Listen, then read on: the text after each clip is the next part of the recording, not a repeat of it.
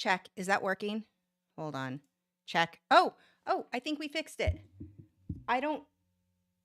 There's a mute button on there somewhere, and I don't know where it is, and now I'm afraid to touch it. Why did you do that? Hold on.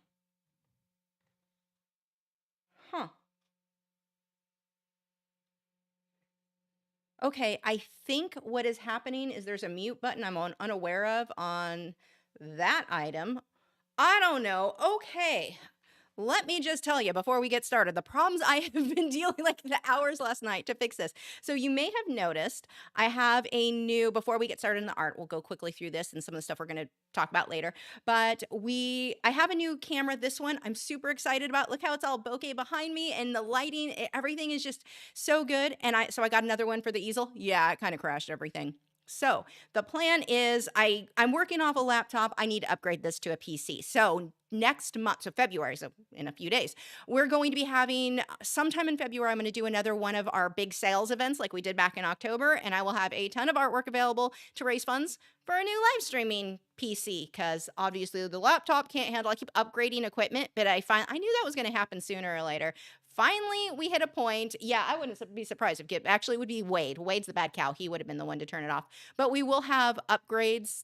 Like I knew when I kept upgrading, the cameras and the microphones and everything, we'd hit a point where the computer was like, yeah, no more. I hit that point last night. So I had to back things off. Anyway, I limited it a little bit, the cameras we're using. So 1 really good camera, 2 moderately good cameras. We've got the Hound Cam tonight with Gibson, who's really in the shadows. And then, of course, our main camera. So we are going to, anyway, moving on. So later, after the stream, after we're done with the artwork, we are going to be talking about, do you need to varnish or seal your colored pencil drawings after you're done? I'm going to be talking about why I don't provide line art in my lessons. There's actually a good reason. It's not just me being lazy. Let's see. I want to talk about the sketchbook challenge I've been doing for myself. So anyway, got some stuff to talk about later, and I'll be answering your questions. So go ahead. If you've got questions for me that are just art related in general, go ahead and leave them now. I'm not going to answer them until after we get through the art portion of this live stream, and then we'll go through and answer all of those. So if it feels like I'm ignoring you, I am. I'm absolutely ignoring you till the end. What was the other thing we needed to go over? Was that it? Oh, no. So this live stream, I am not auctioning this guy off because this was for a giveaway I did over on the Humble Fish, or if you go to humble.fish, the forum there is where this is from. One of the winners, this is his fish. This is butterflyfish. He's so pretty. So we're going to be drawing him. So that means I can't auction him. But what I am auctioning, and the link for the auction is in the video description, is this yellow Tang painting. This is much more aqua up here than it shows on the camera. The cameras don't like capturing how pretty that aqua is, but it is aqua. So this yellow Tang, I've been hesitant to sell him because I love this painting, but he is going up for auction tonight. That has started. The link is in the video description, and you have a chance to get one of my paintings for ridiculously cheap. Like, it's ridiculously cheap. So that link is there, making sure, let's see, yes, the auction started. Starting price for the auction is $55. Shipping is included on that. Hold on. Had to tighten a wheel on my chair. Okay. So I think we are good, and yes, so we can go ahead and get started. So starting on this one, I am working on Canson Me10s. This is the gray paper. I'm working on the rough side, being that I'm going to be using charcoal along with this.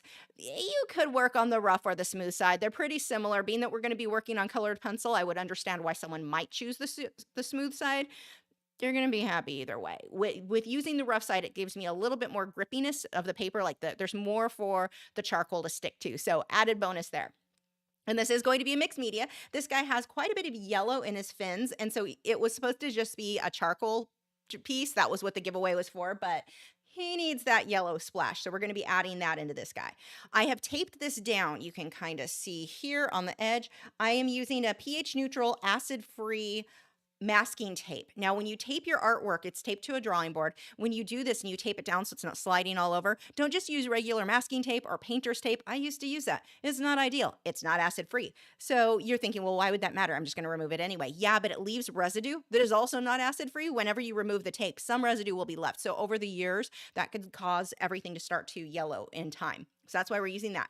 The way that I got my drawing onto this, you see I don't have any eraser marks or anything like that. I just use a projector and project it on. So if you want to freehand it or trace it, whatever, you can do that on another piece of paper and then use your projector to get that image cleanly onto the drawing board. Now, if I'm working on a lighter paper, a white paper, I can just trace straight from my computer monitor. This is really opaque because it is a colored paper, so that's not really an option.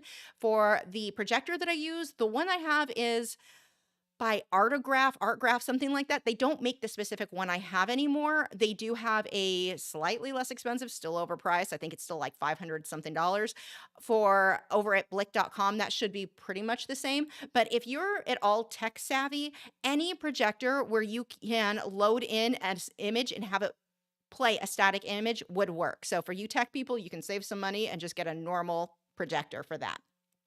Okay, so let's go. We are going to start with getting a base layer. I want to do the charcoal powder. Hold on one second. Oh, yay, we already have a bid on the auction.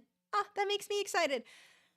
Oh, and less pressure. Normally, every time there's a bid, I'm pressured. Like I feel like, okay, the drawing has to be even better because somebody's buying it. But that one's already done. You already know what you're getting.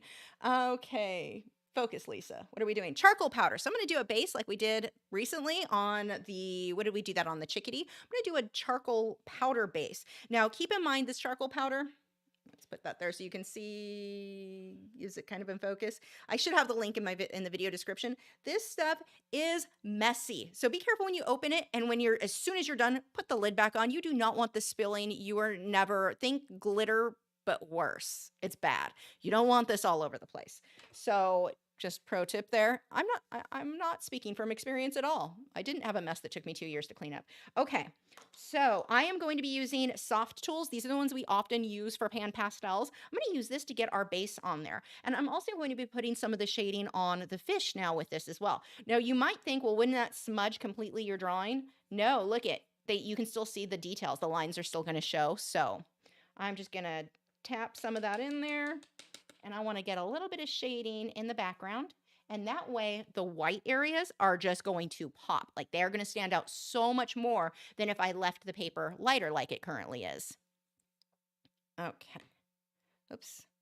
Discord message. Let me make sure. Okay, that was my no sound one. I need to figure out what muted that. At least I know now that when it was red, I should have noticed red on the microphone thing meant no audio is working. I just didn't know there was a way to mute that. I should probably figure out how so I can turn it off next time.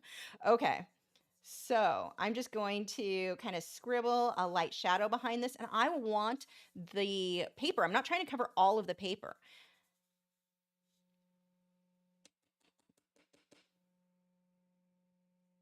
Go around the fish, and it doesn't matter if some of this gets on the fish. I would rather have some of it on than like I'll outline it like this and end up with a line where I didn't quite touch the fish. Smudge that into the fish.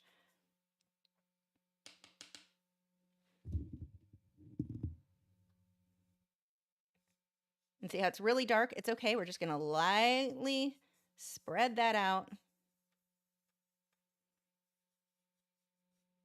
Oh, I've got some on the top there.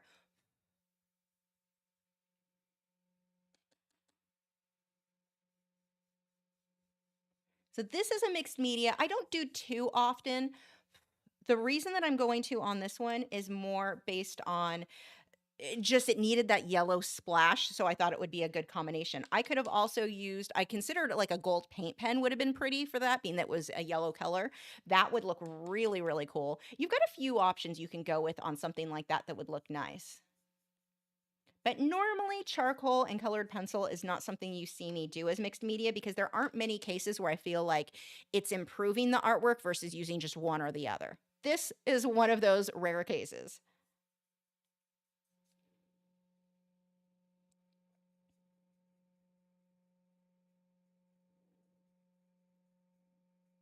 Some of this will get cut by the mat. And if you are watching from Humblefish, make sure you're taking good photos of your fish because I'm going to have more of these giveaways over there of drawings of your fish in the future.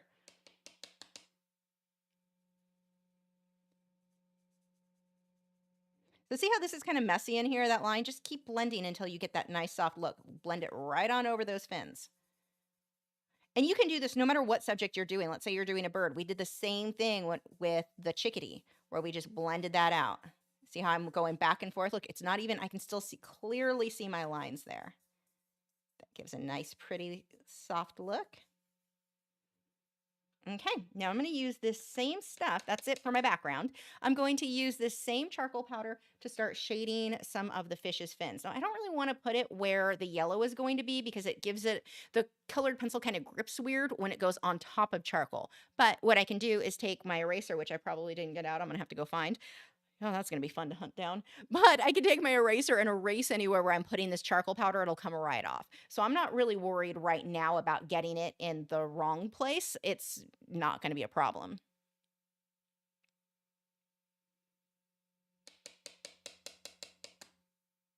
Most of this, the only way I'm going to get this area dark enough is with the charcoal pencil. So I'm just going to put it in there to map it out.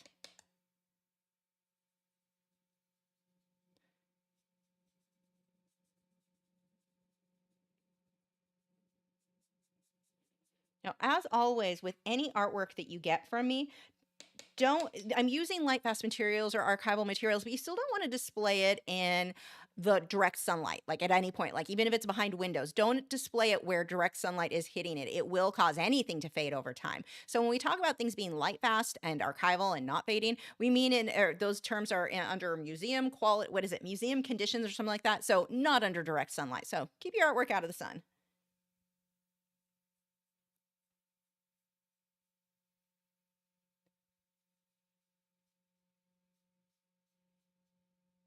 These guys are so cute. I don't have any of these in my tank. My tank is not suitable for butterflies. I have so many things in my tank they would like to eat that I don't want them to eat.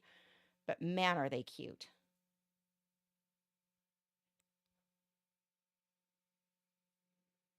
And the ones that would be suitable for my tank's not big enough. So I live vicariously through others by drawing and painting them. That's why I have so many paintings of copper-banded butterflies, one of my favorite fish. But the tank's not big enough.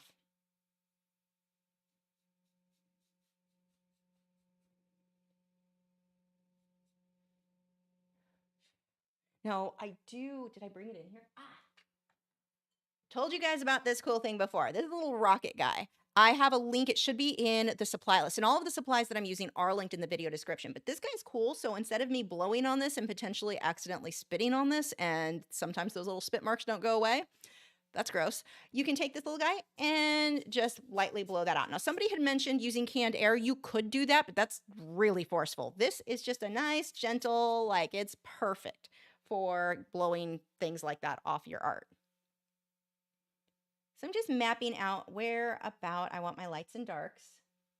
Let's get a dark patch back here. And because he is so light, this actually works a lot better and a lot faster than with the pencils. Although I will be using the pencils in just a moment.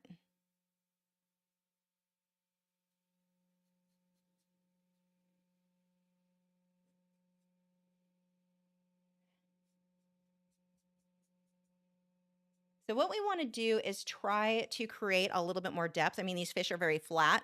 We want our work to look more three-dimensional. So I'm going to watch things like this guy's nice and healthy. He's got a nice full belly. I want to make sure, watch where the lighting is hitting so that he doesn't look just like a flat sheet of paper. And that's really what I'm going to be building up through a lot of this tonight. Okay, I'm going to put that away, put the lid on it so I don't spill it again. Okay. Yeah, and this drawing here is not being auctioned, just as a reminder. This is the one that is being auctioned. So this is a finished acrylic painting. It's an 8x10. That color looks super accurate, except for the aqua is much more like a pretty aqua, like a bold aqua color. So I'm a little jealous of whoever gets this guy because I'm loving it. So that is what is being auctioned tonight because this guy is spoken for. So now I want to put my hand, I need to rest it on the artwork for the rest of the drawing to steady my hand. So what I'm going to do is take a piece of glassine and stick that right over the art. So now I can rest my hand. I'm not smudging anything. Everything stays nice and clean. Wonder if my pencil sharpener is over here. Probably not. See, this is why you should not clean your workspace. Okay, here. You guys can be entertained by the boys while I find my eraser. Entertain, boys.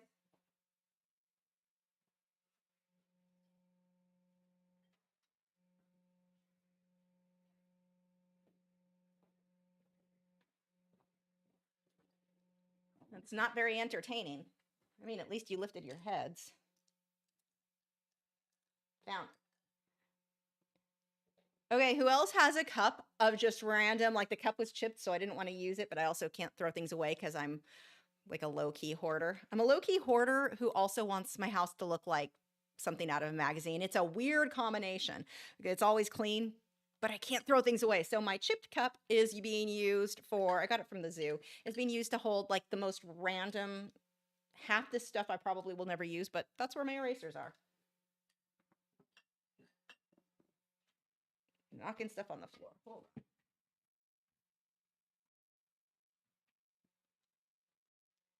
on. Okay. I apologize if this isn't letting you log in. I don't, the auction thing that I'm using is kind of a beta thing. I don't even think it gives me any notification that anyone's having problems. Like there'd be no way unless, oh, a whole critical error on the entire website. Hold on one second. Here, watch the boys again.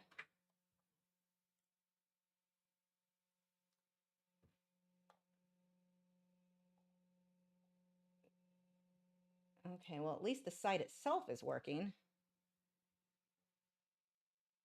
What is it doing? It looks okay for me, but I don't know what's happening.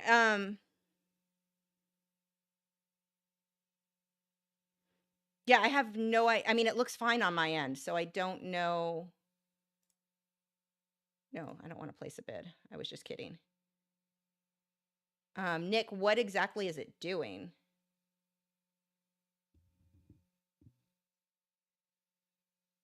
Huh. Yeah, I have no idea because it's looking fine. Not that I could really do much to troubleshoot at this point, but I can't see anything wrong with it right now.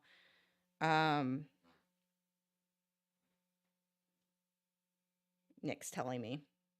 Luckily, when this all gets edited, I get to edit all of this empty space out, so you'll have a more thorough stream. It's not showing a CAPTCHA code, and it makes it unable to log in. I wonder if I can disable that. Hold on really quick. Here, you can watch the boys again. Let's see if I can disable the requirement. And my mouse isn't working. Of course it's not.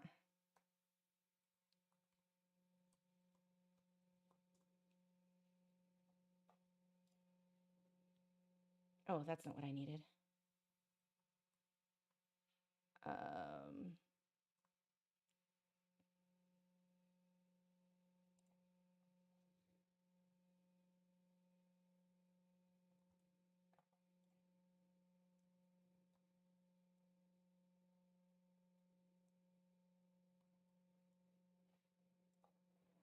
Oh, yeah, that CAPTCHA. I can't even log in. That's a freaking problem. Oh my gosh. There's no, I wonder, hold on. Do I have Firefox on this computer? Is anyone able to do it on another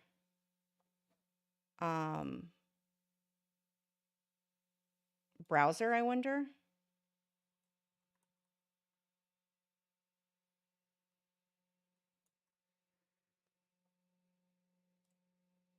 Yeah, it doesn't show on anything. Crap. That is going to be a major issue because that means I'm locked out of my own website.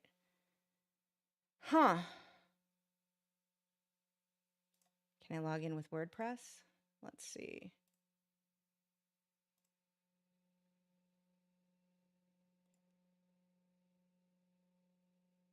Sorry about this. I'm just going to give it a second and see if I can get in. Okay, I'm able to get in through the back end. Let me see if I can remove that. Plugins. So if you, one of the things you guys can do to log in, and this may be the better way to go, make a WordPress account and log in that way. See if it lets you do that versus your private. That might work. In the meantime, I know you need hoops to jump through to play my games, right? Let me see if I can get rid of this for now, though. Because it is not working. Deactivate. Yeah.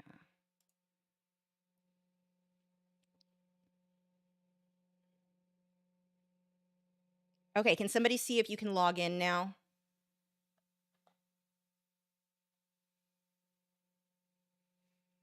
If it's still showing that. Actually, let me log out. I guess I can find out on my own, huh? Okay, CAPTCHA's gone. You guys should be good. I'll have to figure out what that is. Wow. Okay, I'm gonna say I wasn't expecting to actually be able to fix it. Do you need me? No, it should be good. You guys should be good. I think I've removed the CAPTCHA problem. I don't know why that was a problem, but yay. Anyway, good news. We solved the problem, which is kind of, I don't know, a little bit of a Christmas miracle to be able to fix that real quick. Yes, I love how you worded that. Clark Fine Art says, proceeds from the auction help her keep doing all she is doing. Yes, they do. That is exactly, and upgrading equipment and paying the internet bills and all of that fun stuff.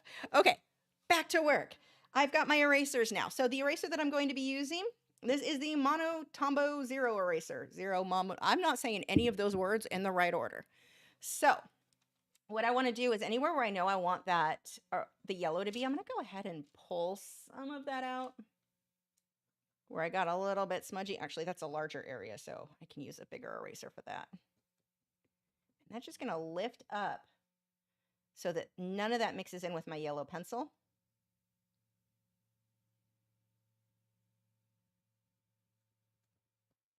And that's one of the things I love about charcoal powder. Same thing with graphite powder. Wherever you've used it, it will erase so well, so much better than a pencil would. Okay. Let's blow those pencil eraser shavings away. Oh, some of those are really on there. Yay, a new bid for the auction. It looks like it's working. Okay, what a relief. That was, seriously, I was actually had anxiety before starting the auction tonight because or the whole live stream. The problems I had last night were just, if it goes wrong and something just crashes all the way tonight, I'm going to keep going. It's recording and we'll just upload it for you guys later. But that's kind of my backup plan. But there we go. Let's go ahead now. I'm going to start adding in some yellow, and I need to slide this over a bit more. So my yellow pencils that I pulled out, I'm going to start with my lighter yellows. I've got a few to try on here. I think I'm going to do a base with mustard, and this is the Derwent Lightfast. If you are following along, you can use any yellow pencils. It does not have to be exact. As always, it's the values that we're worried about. Are your lights light enough, darks dark enough? That's what's going to make a big difference in your artwork. Okay. So I am just going to go ahead. Now this area is just a translucent portion of the fin, so we're going to leave that alone. And we're coming back here. That's not super opaque. I think I need something more opaque. Let me try a couple of other pencils. I may need to grab a couple of yellows and see. So this one, let's try dark chrome yellow. Not in love with that. Hold on. I'm going to grab a couple more yellows because I don't like these. Boys, be entertaining. Not entertaining at all. You're not even doing anything.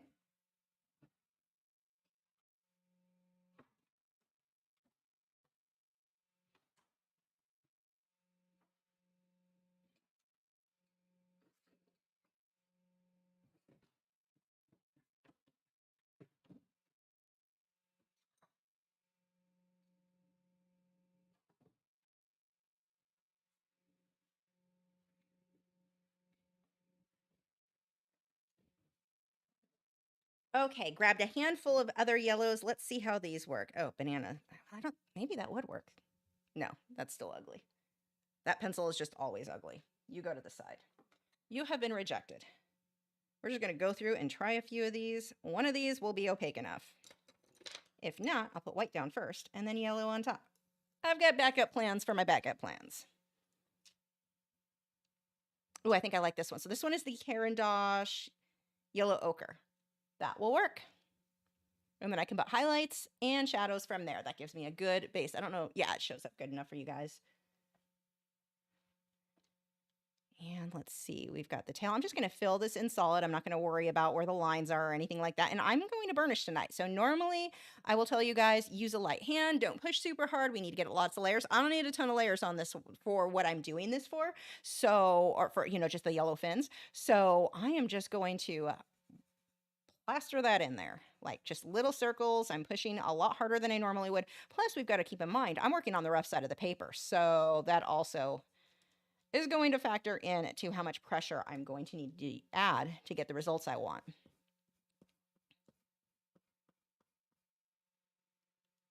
got the yellow will come up this way. I'm going to put in all of those little details, the lines and the fins. That comes later. Right now, I just want to get this nice and color saturated.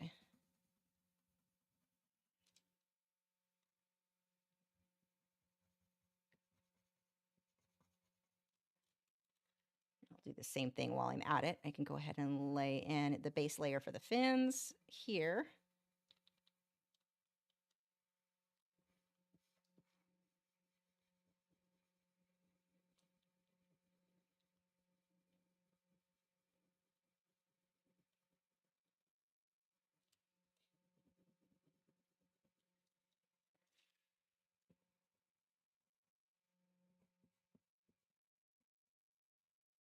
He's super sloppy. Like, you don't have to be really careful for this. We're going to be doing shading and highlights and all that fun stuff later. Just block in all of that color. Actually, while I'm at it, block in the fin.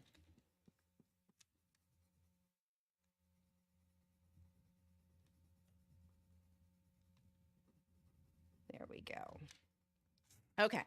So I'm going to blend that with OMS, and it's probably the only thing I'm going to blend with OMS. Oh, thank you, Fish Hotel. So Fish Hotel, by the way, is where I get my quarantine fish. That's my Tang that you guys, when I had the last sale, and I said I had the fish in the room, the studio with me, it was that fish. That's where I get my stuff. So if you are watching and you want quarantined saltwater fish, seriously, this is the person to go to. Hopefully I'm waiting. I want to get eventually some more dartfish and a Springer eye damsel from him, or Springer's damsel. So that's in my future. But that's my favorite fish place to buy quarantine fish from. Thank you for the super chat. Oh, thank you, Rob, for the super chat too. So I'm starting to give the hounds a biscuit super chat. I'm starting give the hounds a biscuit super chat. Oh my gosh, I'm gonna have to. Don't let me forget. I'm gonna go get them a treat before the stream is over. Actually, you started it. I have to. I just have to. You guys watch the hounds, and you'll see how excited they are when they realize I'm bringing back a treat. So 1 second.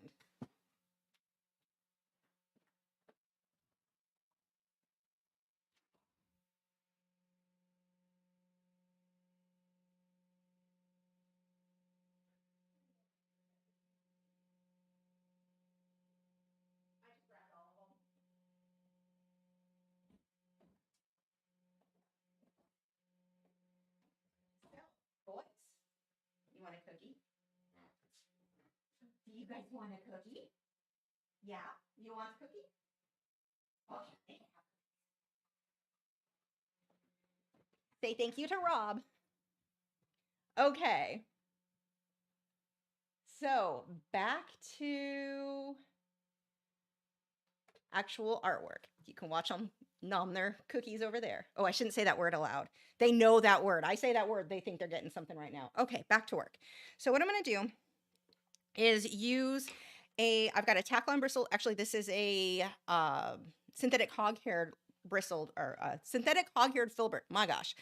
And I used it previously on something that had a lot of magenta. You can see that, well, it's not really picking up on there, the color, but I want to rub this. I'm going to get some OMS on it, and I'm going to clean that off. The OMS is a brush cleaner, so make sure you clean any pigment off before you go to a lighter area like this.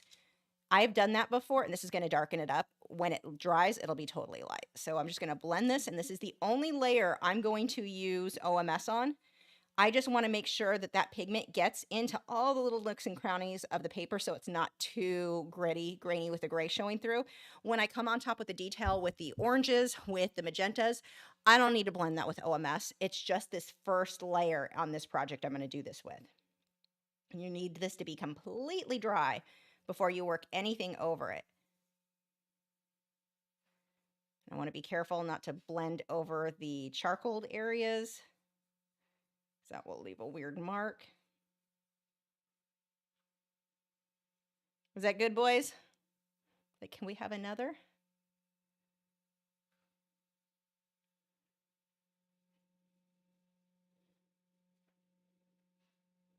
We started using other words for dog treats. I can't say it loud because Gibson learned it. Gibson keeps learning all the words we change. He knows what everything is. Just going to go over this. And I'm being kind of sloppy. I just want to make sure I'm not going out to where that soft background is. See, like I did there a little bit. That should dry, though. It's a small area. Okay, so we are going to leave that now. That has to completely dry. And right now it's really dark. You'll see as it dries, it'll get more and more opaque. Much lighter. So I'm going to put the lid back on my odorless mineral spirits, set that brush to the side. Actually, I can move the OMS all the way over because I'm not going to be using that right now. Okay, next. That needs to set, so I'm going to scooch over and work on his face a little bit. The reason I'm going to come over here and work is there's no OMS. There's nothing for me to like accidentally touch a wet area of the paper. If you work over an area of the paper that is still wet from OMS, you will damage the paper. Like it's very vulnerable, very soft, very easy to damage at that point. So let's see. I've got my medium pencil. I think I'll use that. Now, I've got 3 pencils out today. Actually, I think I have 4. I've got extra soft, soft, hard, and medium. You do not need all those different. You can slow that, like, pick one. What I can do instead is just take the darkest and the lightest. So the harder the lead, the lighter it's going to be, but it's harder, so it's going to hold a finer point, which means it's good for detail. When it's harder, it's also not going to smudge as well. Sometimes that's good, sometimes that's bad. As far as charcoal goes, yeah, the softer is going to be slightly darker. It's not a huge difference. It's really more of a smudginess factor. Like, do I want it more smudgy? It'll blend out really soft. Then I'm going to go with the softer leads. When I want something to be more refined, like easy to get detail, I want to go with a harder lead. So I'm going to start with the hard. And I've got this cool, I need to put a link in the, I've not used it. I've got this cool little thing that snaps onto my easel. And I can use this to sharpen the charcoal pencils more. And it just falls into this, which is great. Unless you drop it and you get charcoal goo all over the place. That is going to be the equivalent of, where are they? Of one of these. Your other thing is to use one of these sandpaper guys. You could use this and sharpen your pencils that way as well. So let's focus on the eye. We've got that dark center. And this one I'm using my hard lead. So it's not as dark, but it's also not going to be as smudgy, which is good for little detail.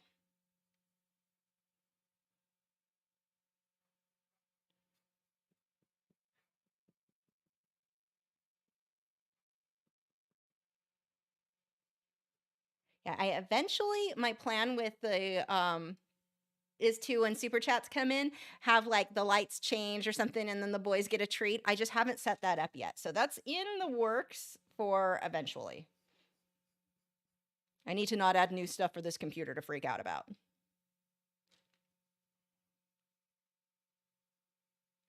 And I need a shading tool.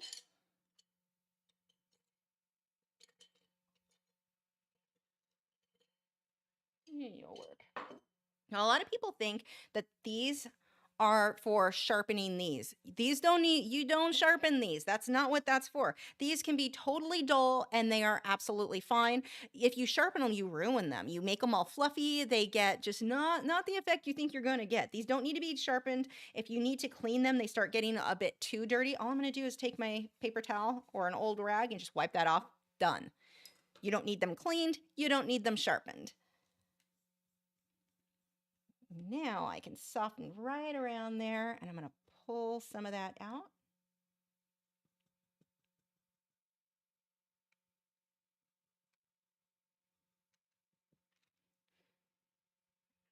Okay. I'm going to switch over to my medium pencil for this. It's a lot darker, and I can let that smudge a bit more.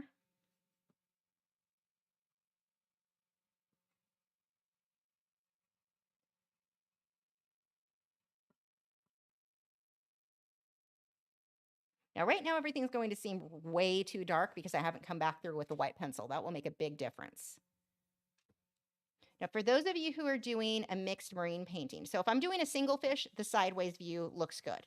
But if I'm doing a group of fish, or I'm doing like a reef, a whole reef scene where you've got the coral and a bunch of fish, try to get photos where the fish are aimed at the camera or even swimming away. That's going to give you a much more natural feel. When you do all of the fish swimming sideways, which is what a lot of the photos you're going to find online are, when you do all the fish swimming sideways, it has a very unnatural feel. So you want to make sure you get photos where they're at all different angles.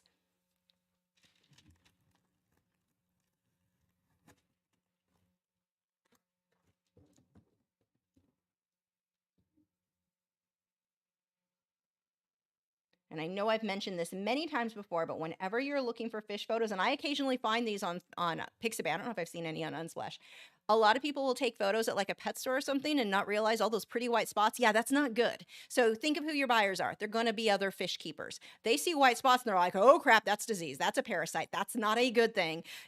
Make sure that you look at other photos of that fish. If you see white spots on a fish, because a few of them do have spots, you see white spots on a fish, you need to look up other photos of that fish and make sure it's supposed to have actual spots. Because, yes, I've seen some photos posted where people are just like, yeah, pretty fish. And it's like, yeah, that's covered in ick or velvet or just bad, bad stuff. No one is going to buy a painting with a diseased fish.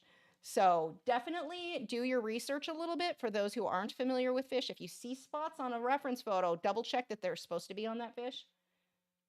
I remember not too long ago, it was last summer, I think, Josh's Frogs. That's where I get my crickets and stuff for my frogs. It's also where I got my frogs that came with parasites, so that was awesome. But anyway, moving on. They had an ad on Instagram for they were now selling fish. They should probably not get into that business because their ad was a fish that had ick. And it was a freshwater fish and it had ick, and that was their advertisement. And somebody else pointed out, hey, you guys realize you just posted a photo of a fish that you're selling, like you're saying, hey, buy fish from us, and that fish has ick right now. And I had commented on, I was like, yeah, I came here, I noticed the same thing. They deleted any comments. They deleted any comments pointing out that that fish was diseased. Oh, that's a good red sign. Like, don't buy from Josh's. They don't, problems. But anyway, I don't know who's to blame on that. Their social media person or like that was not a good look. So yeah, just be aware of that when you're looking for your reference photos for fish, that you're getting photos where the fish looks how it's supposed to look. Okay, where's my white pencil? So my favorite, I love this white pencil. This is the General's Charcoal White. This is just, it shows up so well.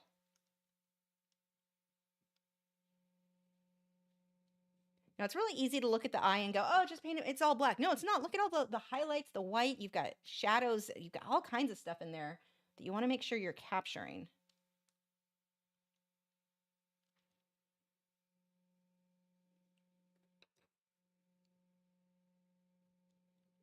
Yeah, I've got the owner of Josh's Frogs is on my Facebook page. I bet he has no idea that happened. I probably should message him and be like, just so you know, because I'm pretty sure if you go to the Josh's Frogs thing, last I checked, now I haven't checked lately, so I don't know what they clean up on their Instagram, but that fish was still there.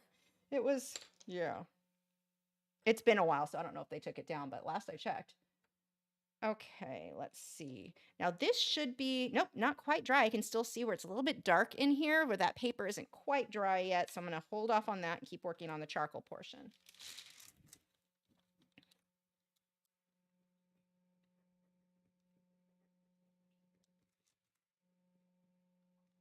Whoever's licking back there, stop.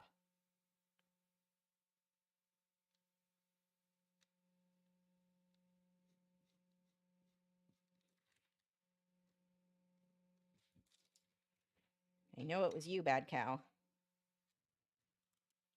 He's super food motivated, so you give him something and then his mouth just is going to water for like ever after. And then he keeps licking.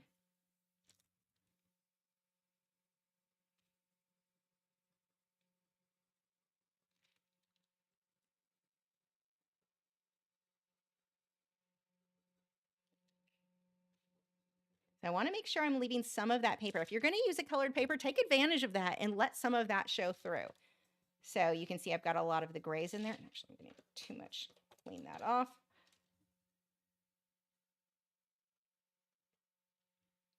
Don't feel like you need to cover all of the paper.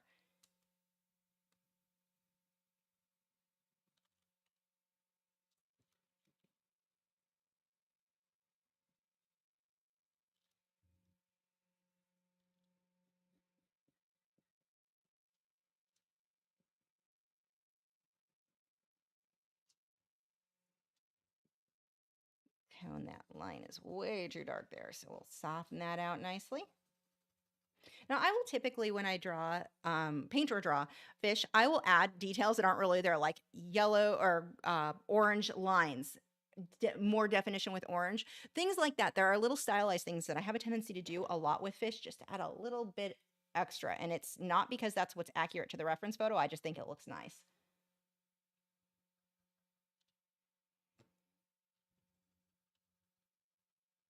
I mean, if I put the line there, there is a line. I'm just changing the color a little bit.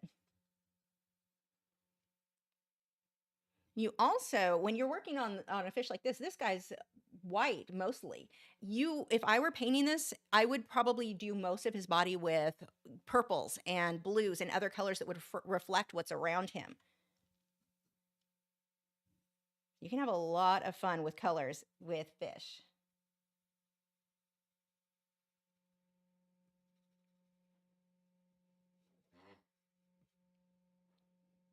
Wade's laying on his squeaky toy. I don't know if you guys hear the sound every time he moves and it squeaks.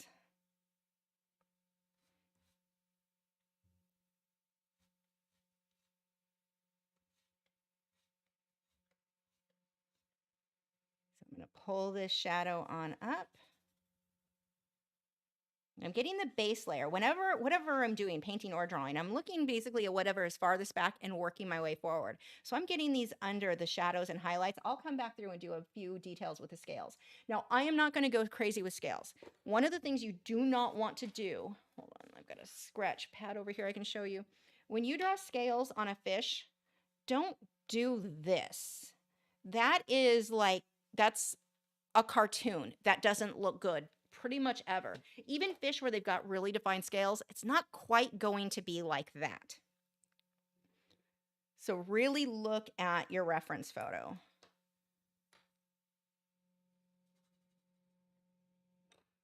Okay, let's get this black area in, and then I've got a new Patreon ad that's really fun. That you can already tell. It's so dumb, I'm already laughing. I'm excited to show you guys because it's really dumb. I've been having fun making my own Patreon ads. So let's get this shadow in here. I'm using my extra soft pencil, so this will be really smudgy, which means it'll get into all little nooks and crannies of the paper.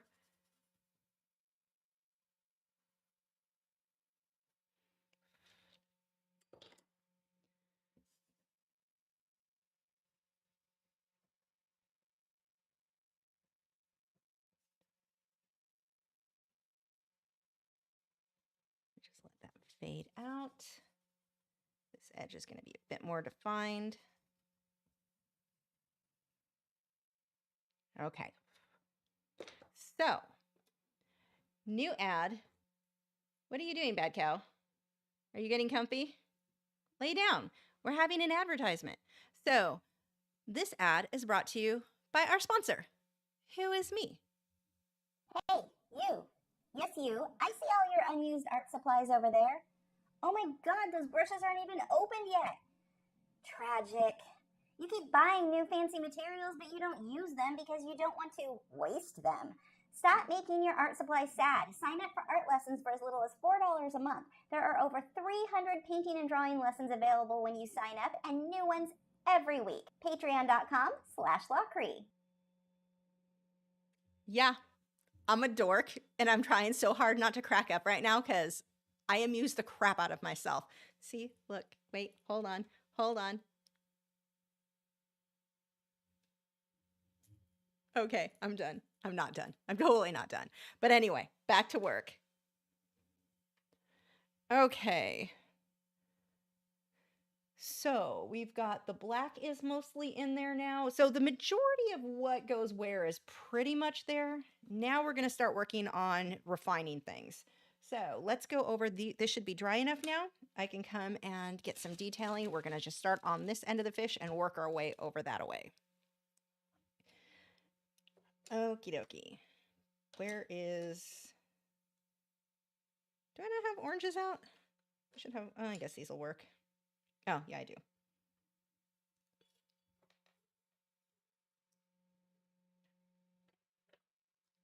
So I'm going to use orange and start getting some of these deeper shadows in here. Remember, whenever you're using yellow, do not shade that with black. I mean, I am going to have some black, obviously, because black's right up against the yellow, but don't go crazy with that. Like, as much as possible, use oranges and magentas and other colors. Black shading yellow, not so cute. Don't look very good.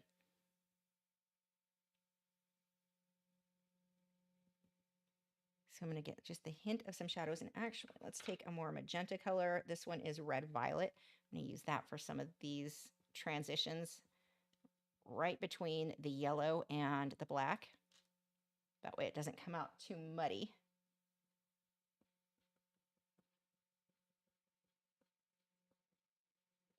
And the colored pencil kind of sticks to charcoal, just not super well.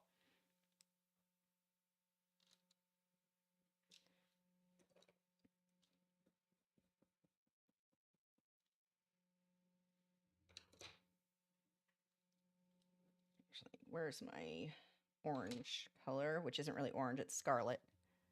Close enough. It's an orangey red.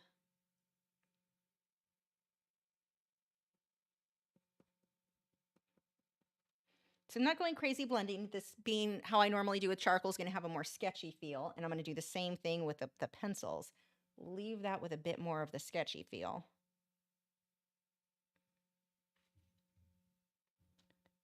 So reds and magentas and oranges typically what we're going to shade with here.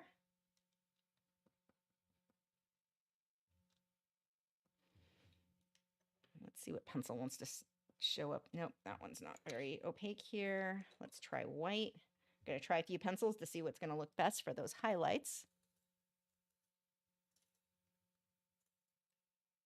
So what I spray on top of these to make sure it doesn't smudge, whenever I use charcoal, it's going to be, here we go. Oh, I don't have the other bottle. It's Spectrafix. I have a link in, all the supplies are listed in my video description, but it's Spectrafix, and I will lightly go over that. Now, whenever you're using charcoal, no matter what you spray that with, it's going to smudge to an extent. That's just charcoal. Same thing, pastels. They will always smudge to an extent.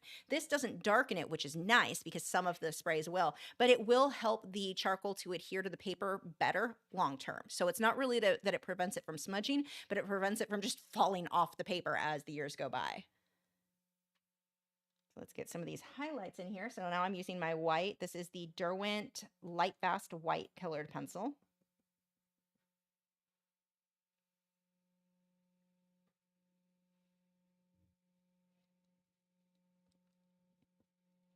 See, we've got a nice highlight here.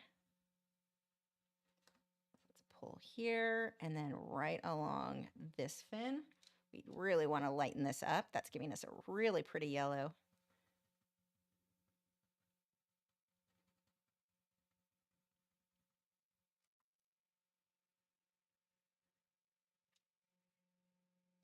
And then we're going to lighten here as well. I want to make sure, because I'm being kind of sketchy with this, make sure the sketches are going in the right direction for the fin. So when some of those sketchy lines show, although here I'm smoothing it out the opposite direction. Look, I tell you to do something, I'm like, hey, do it this way. And then immediately I do the opposite of what I'm saying. I'm bad at this. Okay. But the heavier lines, I want to make sure go with the direction that those little creases are in the fin.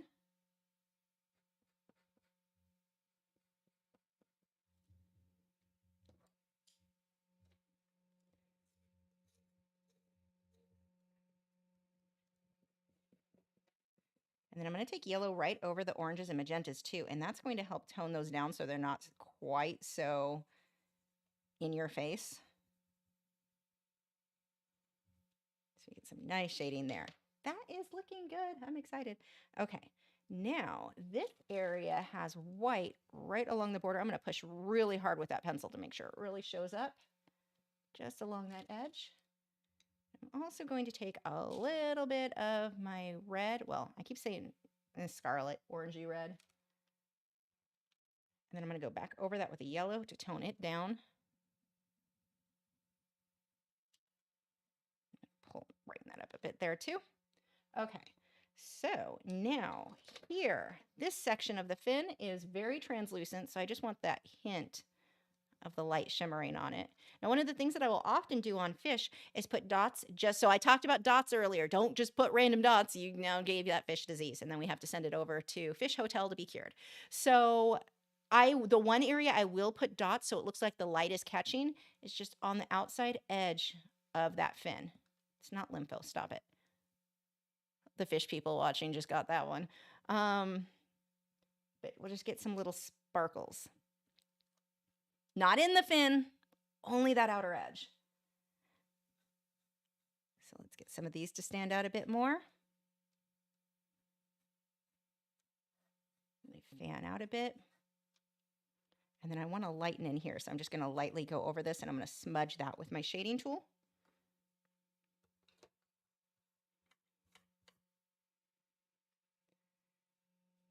Remember, if you've got questions, if I'm ignoring you, I am ignoring you until the end. We're saving all your questions, and I'll go over all of those later on.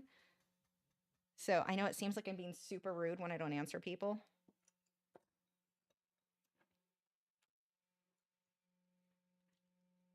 I'm going to take the hard pencil. So here, I don't want this to smudge. I'm not trying to blend this out.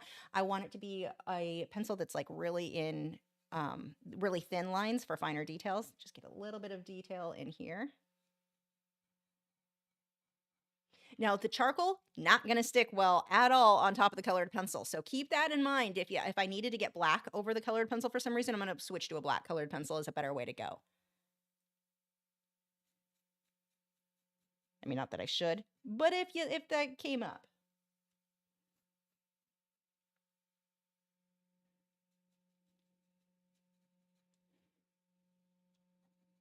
Okay, let's scooch on over.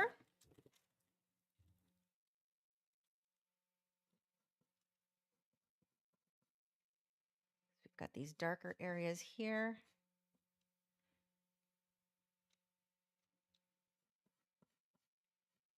You can see when I go up against the yellow, it just doesn't stick, which is fine.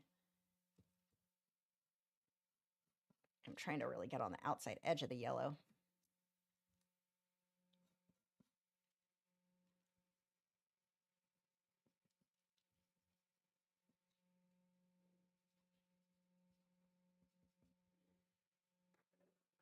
Okay, where is my white pencil? We got too many pencils sitting here. There it is.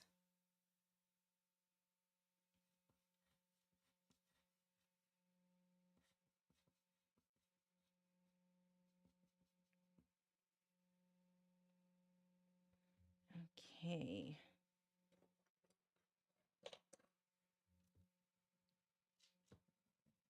Start getting some of those highlights. And I'm pushing pretty hard with that pencil at that point so it really shows up. The pencil will go over, the colored pencil will show up much better over charcoal. The reverse, not so much at all. Now let's get some white in there.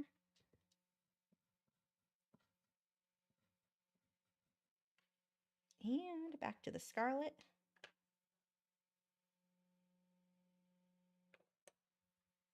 We've got one more hour left to bid on the yellow Tang painting. The link is in the video description. If you just joined, let me show you really quick. So this is the painting. It's an 8x10. It's on a Frederick's canvas board. This is the painting up for auction right now on my site. It's there for another hour. So your chance to get one of my paintings for pretty cheap.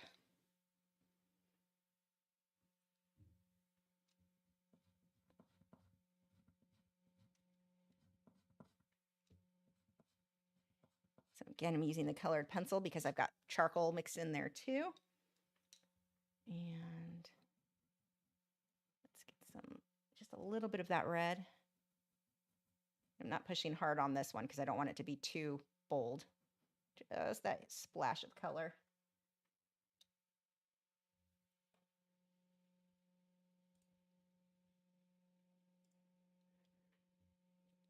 Okay, let's work a little bit. Well, actually, I take it back. I'm going to skip down here to this fin.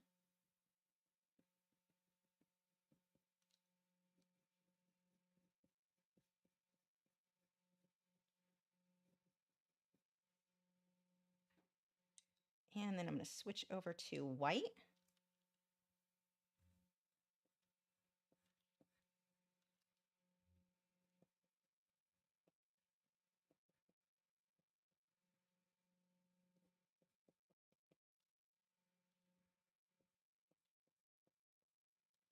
This would be another one. I will often put little dots just along the edge, just where the light's hitting. I'm going to do the same thing here. And actually, I missed a spot up here. So he's got a little bit of the clear part of his fin back here as well, too. Just a hint. Nothing too crazy. Where's my shading tool?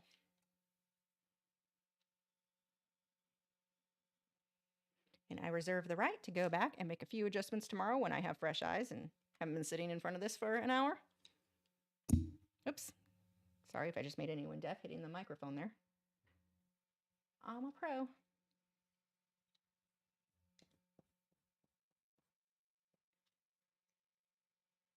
Where is... There it is.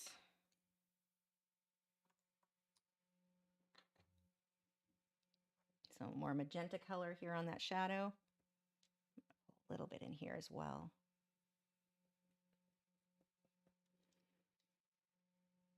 Okay, and we've got this fin up here.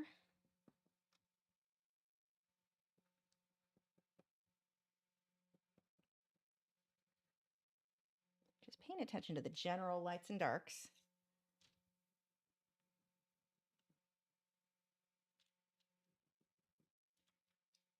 See, like this would be an example. There's not a bunch of orange or red in there, but it just looks better in the artwork to hype up that contrast. Okay, I think that's about it with the colored pencil. So I can put those down and we can focus now on the charcoal. I have way too many pencils in my hand. So as we get over here, we've got that line. We're going to lighten a bit up here.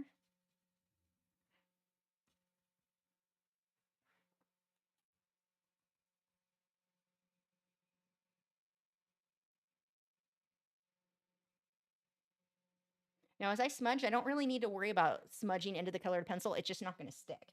So it's not something I have to be concerned with.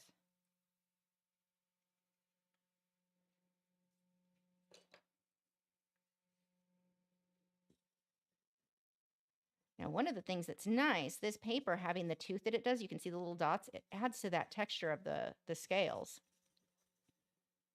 A little bonus there. Makes my life a little bit easier. Let's darken this up quite a bit. What am I on? Yeah, extra soft, that'll work.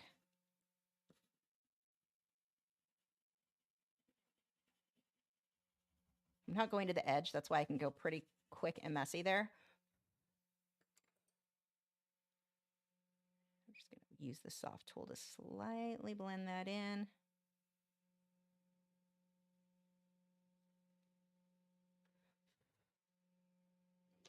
And we do have a little bit of yellow here. Let's pull a little bit along that edge too.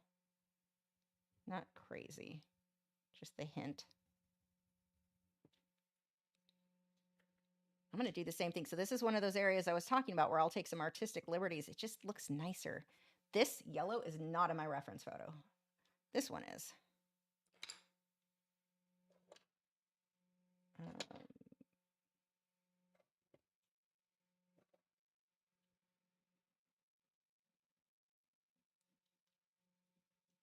Just that little detail that looks nice. Very subtle. Conejo, you will never be a mod. But I appreciate your consistency in asking. throw my pencil on the floor. I'm going to make that fade in a little bit more there.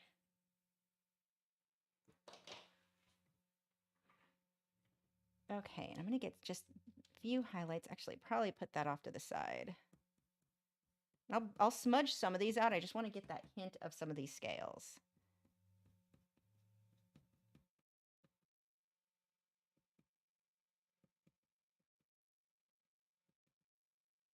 I don't need these to be perfect. I just want that hint. Not a ton in there. Whoops, wrong camera. I'm going to switch over to the hard charcoal there. And I'm not going to push very hard. I just want to get some more of those little scales in there.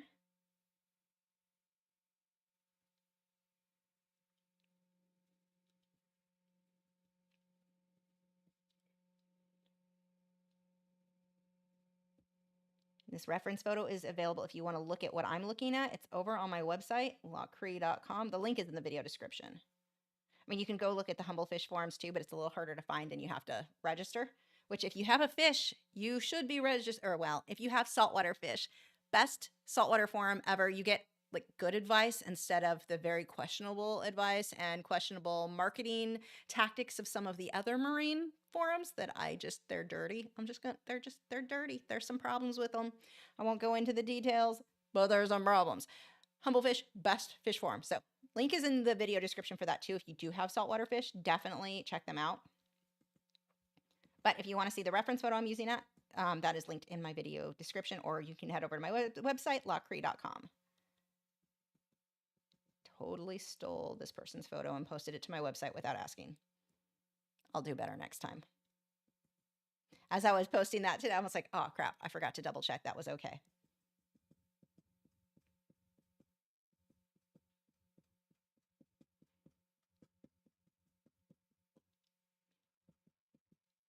Actually, I'm going to smudge these a bit more. I want them even softer than that. There we go. Come back through with the light. Where is my white pencil?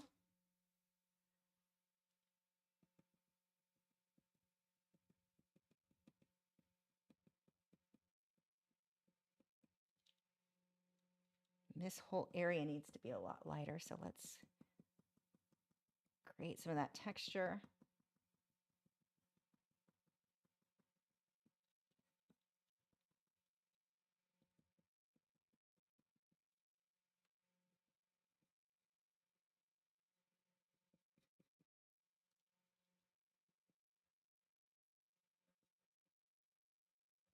Little fat belly. That is a well-fed fish.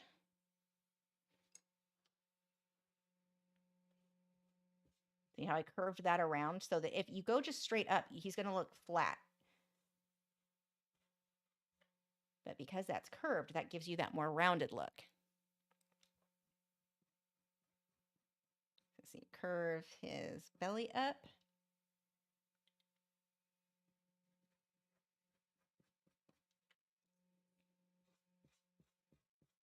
The other thing that you need to watch for that I often see on some of the reference photos I found, like hippo tangs are just notorious for this. A lot of the photos you find of them over on like Pixabay or Unflash, your royalty-free reference sites, have a hole in the head. And it's basically like the easy way to describe it, the skin is not quite where it's supposed to be around the eye and moving along the ladder. So like this area and then a gap along the lateral line is just missing skin. And depending on how severe it is, it gets really bad. You don't want that in your reference photo. So that's another one to check for. It's not just spots. Sometimes there's weird markings that shouldn't be there because it's a fish that needs some help. I've definitely seen quite a bit of those posted over on the royalty-free sites as well. Look how cute his little cheek is.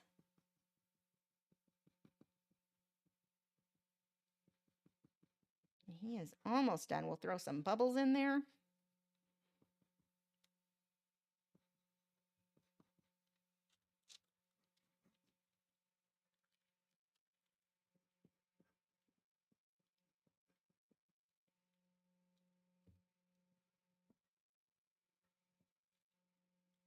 And now I'm just looking at like little details. What can I add or make stand out a bit more?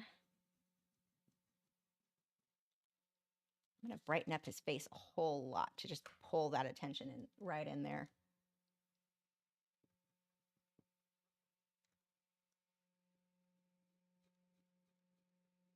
Round that off a little, just a few little changes.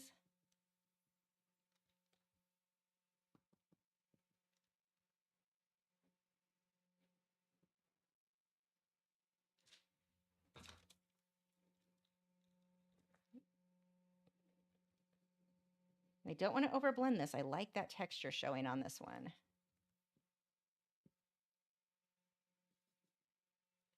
There we go.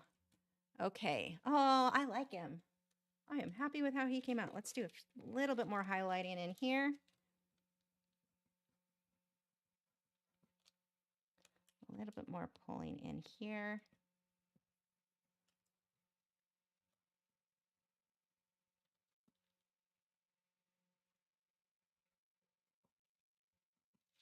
Cute fish. Okay, bubbles. We need a few bubbles. You know, I had someone once, one of my older paintings, it was a marine piece. Somebody actually commented on the video that there are no bubbles in salt water. I don't know, like, where did that information come from? I was like, dude, what? But yeah, he was apparently offended I put bubbles in my thing because there are no bubbles in the ocean. Okay, so bubbles. The way that I am going to do those is a sad face with my black pencil. I want to put those kind of moving up. I'll put a few down here as well. And I want these to be in different sizes, and I typically will kind of stagger them going up. That's good enough. And then I'm going to take my white pencil for the underside. This is where what happens is I lose my pencil sharpener is what happens. What happens is the light, you're going to have the darker area on the top of the bubble. And actually, I can pull that shadow down now. Where is my shading tool? I have lost everything. My easel is a mess. So I'm going to just smudge these downward so that I want that upper edge to be, let's zoom in a little bit. I want, whoop, wrong button. Sorry about that. I want that upper edge to be harsh, but I'm pulling the shadow down in.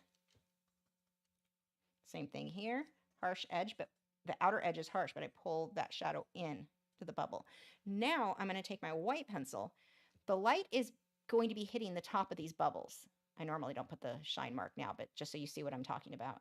The light hits here and it needs to escape. It's going to escape on the bottom side. So the bottom side is where we have a smiley face with your white pencil. And now they look all sparkly. And then I'll usually put a couple of individual dots going through. Make that a little bit brighter. Just at the center. There we go. Now we also need to sign him. So some tips on signing your artwork. Let me back this camera up for a moment. What I need to do is hold a mat. Don't worry, you're getting a new mat, not this dirty one that's been sitting on my studio floor. But I'm going to hold the mat up to the artwork and position what that will look like. So that lets me know where I want to sign it. And right here is fine. That way, if you see this, look how high up my signature is. If I signed just at the bottom of the page, my signature is going to get covered by that mat. So now I can go ahead and come in. And this is a fish one, so we get the dolphin tail at the bottom of that one.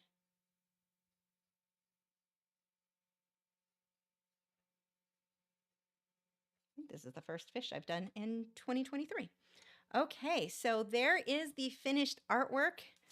I'm pretty happy with how he came out. That is a super cute. Oh, I need to do more of these charcoal and colored pencil.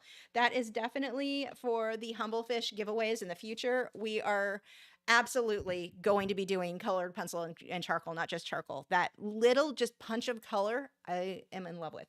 Okay, so there is the finished artwork. Just as a reminder, You still have 45 minutes to bid on the yellow Tang. This is much more aqua than the photos are showing.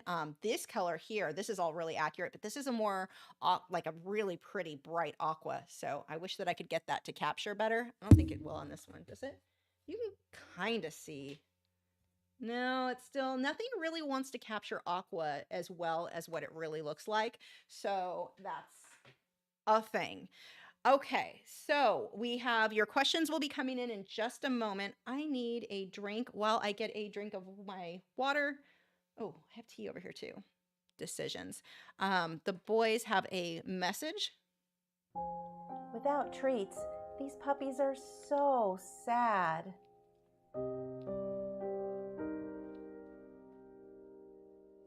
Your Patreon pledge of only $4 or more gives them cookies of happiness. Act now, and the bad cow gets a treat too.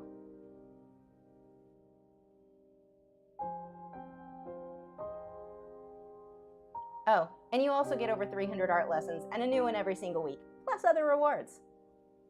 Sign up at patreon.com/Lachri.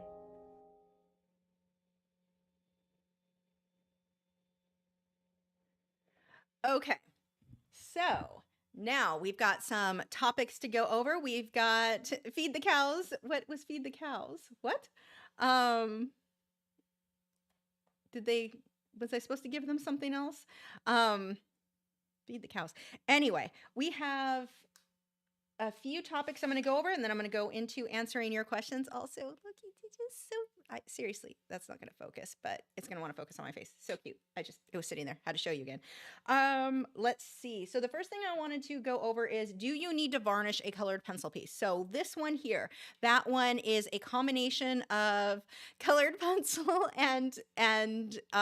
sorry, that one is a combination of colored pencil and charcoal. So I'm going to use Spectrafix on this. And to use this, I'm going to take my Spectrafix that is in a fine mist sprayer. So it's not going to spit out heavy droplets. And I'm very light mist. That's it. Done. Leave it alone. I can come back and add a few more mists of that over the next, like tomorrow, I'll probably add a couple more light layers.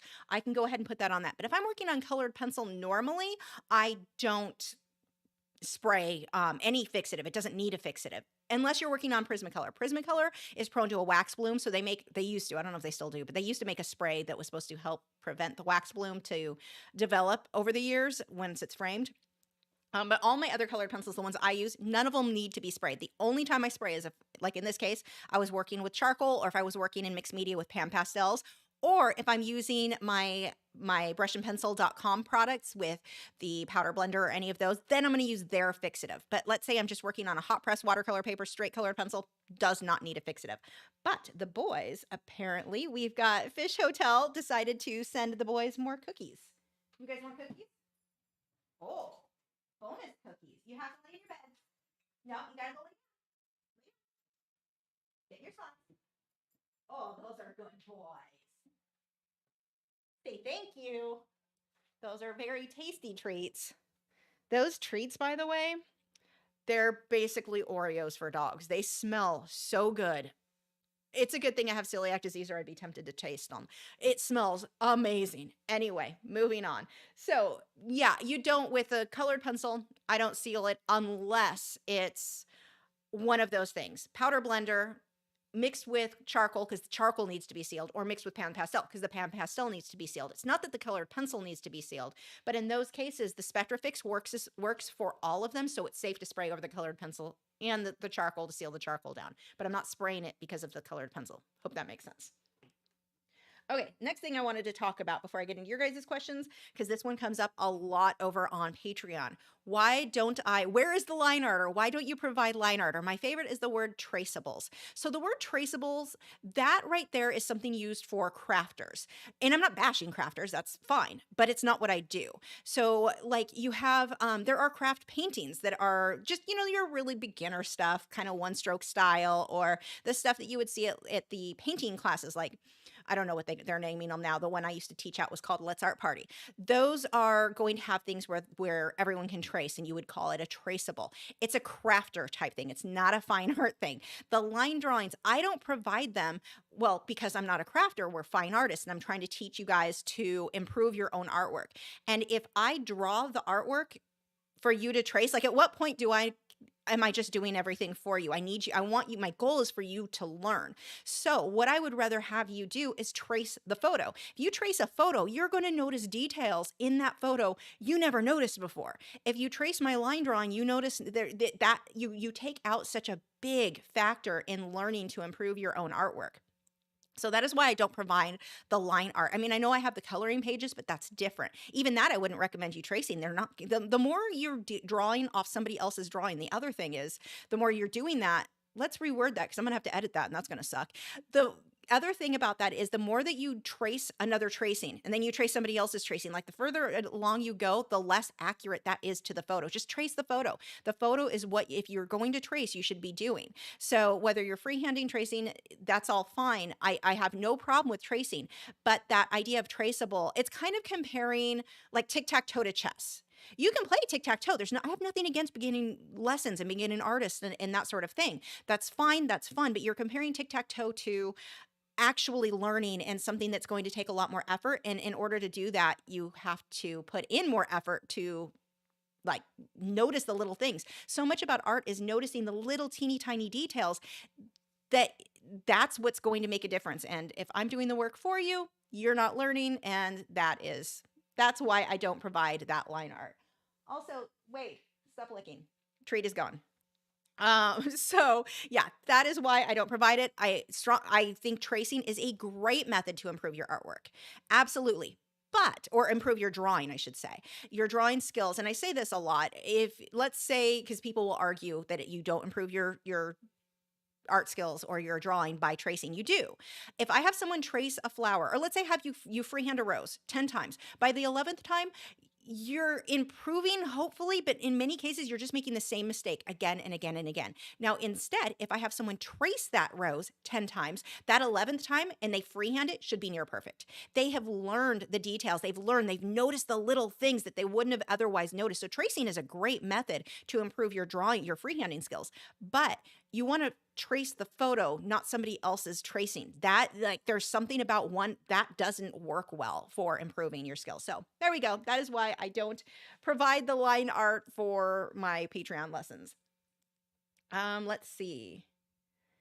The other thing that I wanted to talk about was a sketchbook challenge that I've started doing myself. One of the problems a lot of us have is I don't have time for art, or how do I get myself to go sit down and draw? I'm not in the mood. There's like just a million things that get in the way. And so much of it is just developing a habit of doing it. So one of the things that I've started doing, I mean, I paint most nights, but one of the things that I've always wanted to do is spend more time in a sketchbook, but I don't have time. Like I have to just go complete a finished painting or drawing. So what I've done instead is I just got a little cheap sketchbook and I'm timing myself 5 minutes to draw, 10 minutes, 15, whatever you have. When I get up in the morning, instead of scrolling through social media while I drink my coffee, yesterday I sat on the floor in front of the dog beds and just drew the dog bed with the toy in it and the plants behind it, just anything in the room, practice sketching.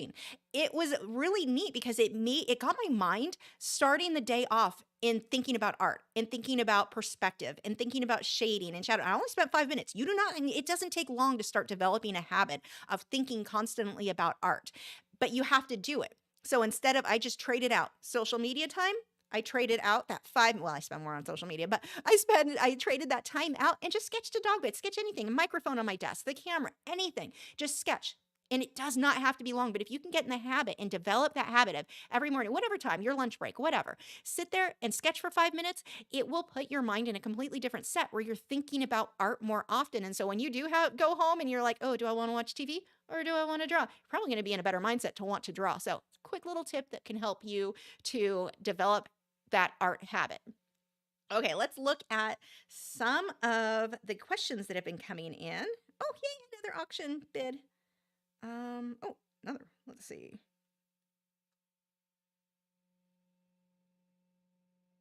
Okay, where is Discord?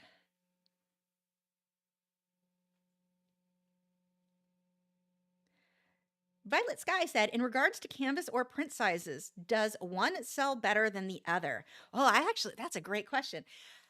Depends on where you're selling it. So if I'm selling in person, I have a much easier time. Like, it's easier for me to sell something large in person than shipping it because shipping is expensive. So that's one huge factor. When somebody sees in person this huge elaborate painting, they're more likely to spend $2,000 on it than if they saw it on my website in small form. Same painting, but when you see that in person, it is just, people are like, oh my God, I want that. When they see it online, it's like, oh, it's a little, you just can't really understand the size of some of these bigger pieces if they're not seeing it in person. So in that case, in person, yeah, those big ones are impressive, and I have a much easier time selling, if I were going to sell a big one. But smaller ones, it's kind of like a price range for me, anywhere under 1,000. I'd say the 250 to 550 range sells best online. It's gotten easier for me because I've developed a name for myself, so people trust me. They know they're going to get their painting from me. It's sometimes scary for people to buy from somebody they've never heard of, even if they like the work, because they are like, are they really going to ship it? There are so many scams out there. So that's certainly a concern. And it's largely a price point, but because the smaller ones are easier to ship, I don't have to pay as much to ship them. That alone makes them easier for me to sell, if that makes sense. So it's kind of a weird answer. It depends. It depends on the situation. Where are you selling it? Online selling big things, because you have to obviously charge more. You charge more for shipping, you charge more for art, you charge more for the supplies. It's just a lot harder to get that sale when they're not seeing it, how impressive it is in person. So wherever you're selling now in person, the small ones, they'll sell okay too. I'm more likely to get attention with the big ones than the small one in person. Online, the small ones I'm more likely to sell because they're easy to ship and they're typically going to cost a lot less money. I don't know how helpful that question possibly was. Okay, Susan said, will the colored pencils act as a resistant for the charcoal? Yeah, a little bit, sort of. The charcoal will go on top some, but I mean, you're talking about a wax and an oil base versus charcoal. Like, there's just not a lot for it to grip to. It's very slick, whereas the paper is, gritty feeling, not really gritty, toothy. So it has more for it to stick to, but the charcoal just doesn't stick real well to the colored pencil. Like here, oh, if I show you here, like right here, that black, that's smudged into the pencil. So it's stuck a little, and it's not like wiping off like crazy. Well, I've sealed that too, but it's not going crazy wiping off, but it also doesn't stick that well. So I don't recommend planning on putting charcoal on top. If it goes on top and it sticks, great. That was great. That gave me a cool look. If it didn't work, I would have switched to my black pencil or black colored pencil, but it kind of depends on which pencils you're using, how thick, how heavy did you put it on, what paper are you using. There are a lot of factors that will determine how well the charcoal fits, and yeah. Okay. Fish Hotel says, for us noobs, I assume this paper is a thick paper or lots of texture. Can you use charcoal on flat paper, or would it wipe right off?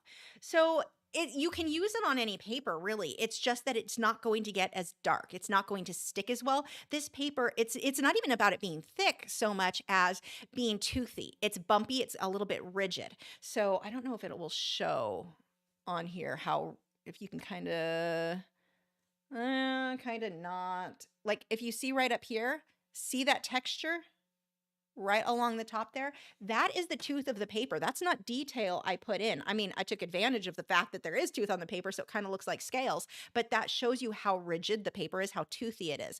Charcoal likes that. It likes to grab onto that. And then this paper is made for pastels and charcoal. Anyway, it's the Canson Me10s. You can use a smoother paper, which is easier for detail, but it's harder to get your darker values in there because there's just not a lot for the charcoal to grip to. So usually if I work on a smoother paper, whether it be, and it's the same thing with graphite, a really smooth paper, let's say Bristol vellum. Some people love graphite on Bristol vellum. I hate it. There's no grip. There's nothing. Like, I have a very hard time. Like, I cannot get my pencils as dark on a Bristol vellum as I can on, let's say, a hot press watercolor paper, which has just that little bit more grip to it. Okay. Next, Jack said, are you good with people like looking over your shoulder, watching you, or are you like, let's read that again.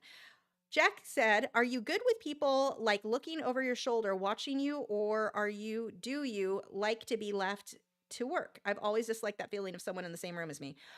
I've been teaching since, when did I start teaching? 98, 99? I think 99. I've been teaching for a really long time. So it's natural for me to be showing people what I'm doing. So if someone's in the room hanging out, I don't mind. If someone's literally standing over my shoulder, that's like while I'm trying to, that gets a little bit uncomfortable. Weird, oddly enough though, I've got, you can see the blue door back there. I have to have that closed. I cannot work. Even if no one's home, I cannot work when that door is open. So it's like, I do like to be closed off in my own space, but also I've been teaching for so long, it's not a big deal if someone's in the room with me while I work. But I definitely know what you mean. Hi, Alyssa. Okay, next. Charlotte said, any advice for framing or hanging canvas panel? Yes. Do I have one in here? So you want to frame, I don't have one in front of me, but you want to put a canvas board in a open frame, same as you would any canvas. But in that case, you're going to use tabs. So you could actually kind of cheap out a little bit and get a like instead of getting an open frame at the art supply store, go get just any, like that one's an 8x10. You can get any 8x10 frame.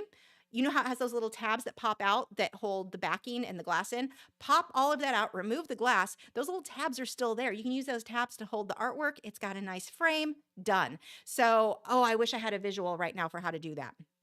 I'll have to do B-roll for the edited one. So yeah, you can just pop those out and that way it's an easier way to frame the canvas panels. Just make sure you remove the glass because you do want it to be able to breathe. I mean, you can put them in a normal open frame too, but you have to put those tabs in and they have to be a lot closer because it's a panel versus that. I have used masking tape to tape in smaller pieces too when I didn't have those tabs. It's not the best advice.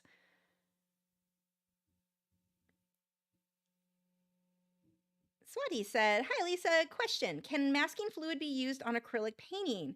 I want to correct my airbrush background, but masking the subject. So what we use for acrylic paintings, I don't know how that will affect the way it sticks. I've never actually tried it. It's just not something we really do with airbrushing. You might be able to do it, but it might mess up the canvas. I don't know. Like the paint may not want to stick as well after, because I do know on paper where I've had the masking fluid and removed it and painted over it, it didn't stick as well. Like there was something weird about it. So I don't know if that was an issue with the paper, but I worry about that messing up the canvas. What we use for acrylic painting is masking frisket or any kind of masking tape like that. It's basically a big sheet of clear tape. I tape it onto the canvas, or you put it down, it sticks, and you just take a razor blade, like a thin X-Acto knife, and you just cut out your pattern, whatever it is that you're protecting. So that is normally what I do if I need to mask something out with acrylics and airbrushing. But Frisket is the product you're looking for. Patrick said, do you ever critique other artists' work? I do. I have several videos here doing that. You can look those up. I've got a lot of older live streams with that. I will be doing more live streams in the future critiquing your guys' artwork, so you will have a chance to submit for that. Let's see. Jack said, what is the hardest thing to draw or paint that you struggle with to this day? For me, it's nostrils or noses. Oh gosh, probably feet and toes. They're ugly at the best of times. So as an artist trying to make that look good, no, just no. Just put some shoes on, please. Let's see. Jack said, what is the name of art materials that people think are good quality, but they are actually just crap? Sometimes if something has a fancy sounding name, people think, oh, this must be good. Well, you guys know my opinion on Prismacolor. Not a fan of those. And they just built a name for themselves because they were good, and then they started making them somewhere else, and then they weren't good. People are still trying to tell me that they've improved. I've seen no proof. I've seen no, like, if a company is going to be like new and improved, we fixed our problems, they will usually come out like Derwent's done this. Re-release, new branding, new tins, new boxes, new, like, look, it's new and improved. We've improved. And because they want to build up the fact that they fixed something and get more sales. I've never seen Prismacolor do that. Let me know if I'm missing something, but I have never seen them come out and like, it's all new and it's all improved. All I've seen is the same stuff from them. It's hit or miss. You may get a good pencil. You may get one that just splits all the way down the side. It's just, they're not even that light fast. Like so many of the colors, a huge percentage are not light fast. So I don't see them like, It's just, to me, it's kind of a waste of money compared to buying like polychromos, Derwent Lightfast, Caran d'Ache Luminance. I would rather spend a little bit more and have a pencil that's going to work and not break, and they're all Lightfast, than save some money but really end up spending more because I have to keep replacing pencils that are just not, they're just defective. Let's see. Jason said, how is Glitch doing? She's good. She's very good. She should be fed tonight, but crickets don't get in till tomorrow, so she has to skip a day. Not a big deal for her tree frogs. They skip days all the time. So, yes, she's doing great. She has her little buddy, the baby derp is in with her. So she's not alone anymore. She's got her little boyfriend in there. He's got, he's deformed with his 2 front short legs, so those two are just perfect together. We aren't letting them have children. Let's see. I think I'm caught up on those questions. So if you've got anything else, send them on in. Let's see. Dolphin said, if you submit to a gallery and used only Inktense blocks and pencils, is the medium ink or mixed media? So my first concern with gallery stuff is if you're like, generally, if you're going to send something into a gallery, you're selling it. I don't sell my stuff with Inktense because they're not all Lightfast. So it's kind of funny because I just did the whole, Prismacolor, they're not Lightfast, so I don't want to use them. Yeah, because I've got an alternative that is Lightfast, so it doesn't make sense. But with Inktense, they're a unique product. There is nothing else quite like them. They, to me, are somewhere like in between acrylics and watercolor. Like, it's just a nice combination. I love working in them, and they're a fast medium. So for me with Inktense, I only sell the prints. I use them because I can sell the prints and I can get it done very quickly. But for actual sales work, like I wouldn't personally put them in a gallery available for sale because I don't trust the light. There are a lot that are not Lightfast with that. But let's say you were going to anyway. No, it's one medium. There are 2 different forms of the same thing. So it'd be like if I did charcoal with the pencil that I'm showing you, you can't see. Let's say I do the pencil and I do the block, which I don't have sitting in front of me. So showing you that made absolutely no sense whatsoever. But I've got a charcoal block. I've got a charcoal pencil. It's the same medium. It's the same thing. So no, that wouldn't be mixed media. Okay. Next we have... Tasha said, can you give me any tips to feel confident my first showing at my community arts center?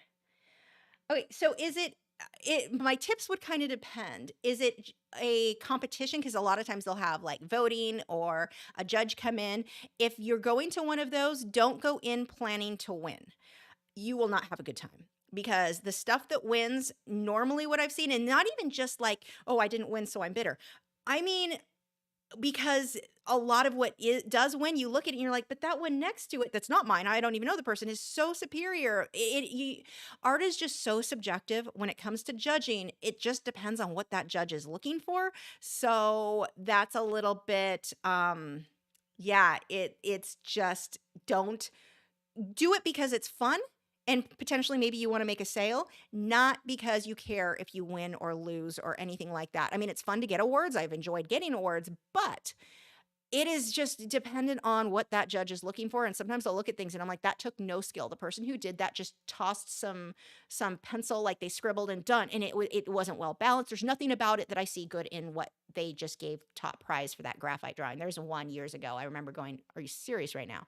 So if you're going into it expecting to do well, you're not going to have a good time. If you go into it because it's fun, because you want to look at the other art, you want to hang out with other artists, that's where it's fun. And if you make a sale, great. I mean, I remember one of the last shows I did years and years and years ago, back when I was still in California.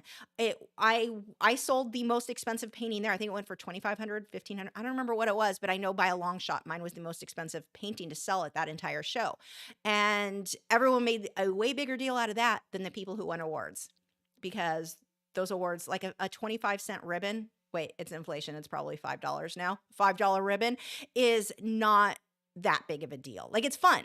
I'm not saying you shouldn't feel proud when you get them, but don't let it pull you down or make you feel discouraged. So go to it to have fun, to hang out with other artists, to get to show your work. That's what you want to do. And as far as just being self-conscious of your work, art is subjective, no matter what you did. That scribble that somebody did in graphite that I don't even know what, somebody liked it. You never know. Somebody will like everything. So no matter what you did, no matter what skill level you're at, somebody's going to love it. So there you go. Next, we have Horsewoman said, where did you come up with Mad Cow name? It's the bad cow, because he's a very bad cow. Huh, bad cow? Well, it started with him eating my flip-flops. He kept stealing them when I'd leave them, like I'd wander off and they'd be there. He was eating those, and then he was chewing on furniture. I caught him chewing on one of my cabinets. Luckily, he didn't do any real damage. There's a few teeth marks that no one will notice. Yeah, he's very difficult in many ways, and so that's just been the ongoing joke. You know, he's just the bad cow. He's a pain to get him to potty when it's time to go. Like you name it, and that dog makes it difficult. So yeah. Him's the bad cow. And it's cute because you say that. You look at me like, are you a bad cow? His tail's wagging. He's all happy. He just thinks it's a positive. So he doesn't care that I'm calling him bad. I have 2 of his belly bands because he has to wear belly bands. He really should be wearing them now. But I had them embroidered. 2 of them actually are embroidered with the bad cow. Let's see. Miralist Art Studio said, OMG, Lisa, thanks to you, I found the courage to ask my favorite wildlife artist if I could use one of his photos. He gave me permission to use any of his photos and thanked me for asking. I'm crying. That is so awesome. Yay. Let's see. JT said, where do you keep your airbrush? On a table, floor, behind the easel. So I have, actually, hold on. I can show you. Let me pull this out.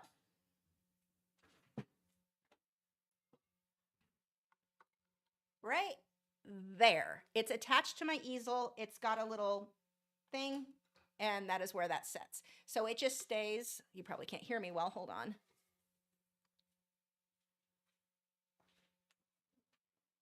It just stays there all the time, and then the air compressor is sitting on the floor right next to it. So easy to access, always ready to go. Well, nope, because I did not clean that out last time I used it. It is not ready to go. It should be if I was responsible, but I'm not. I'm going to have to soak that. Martine said, I recently bought some Prismacolor pencils. So far, I haven't had problems.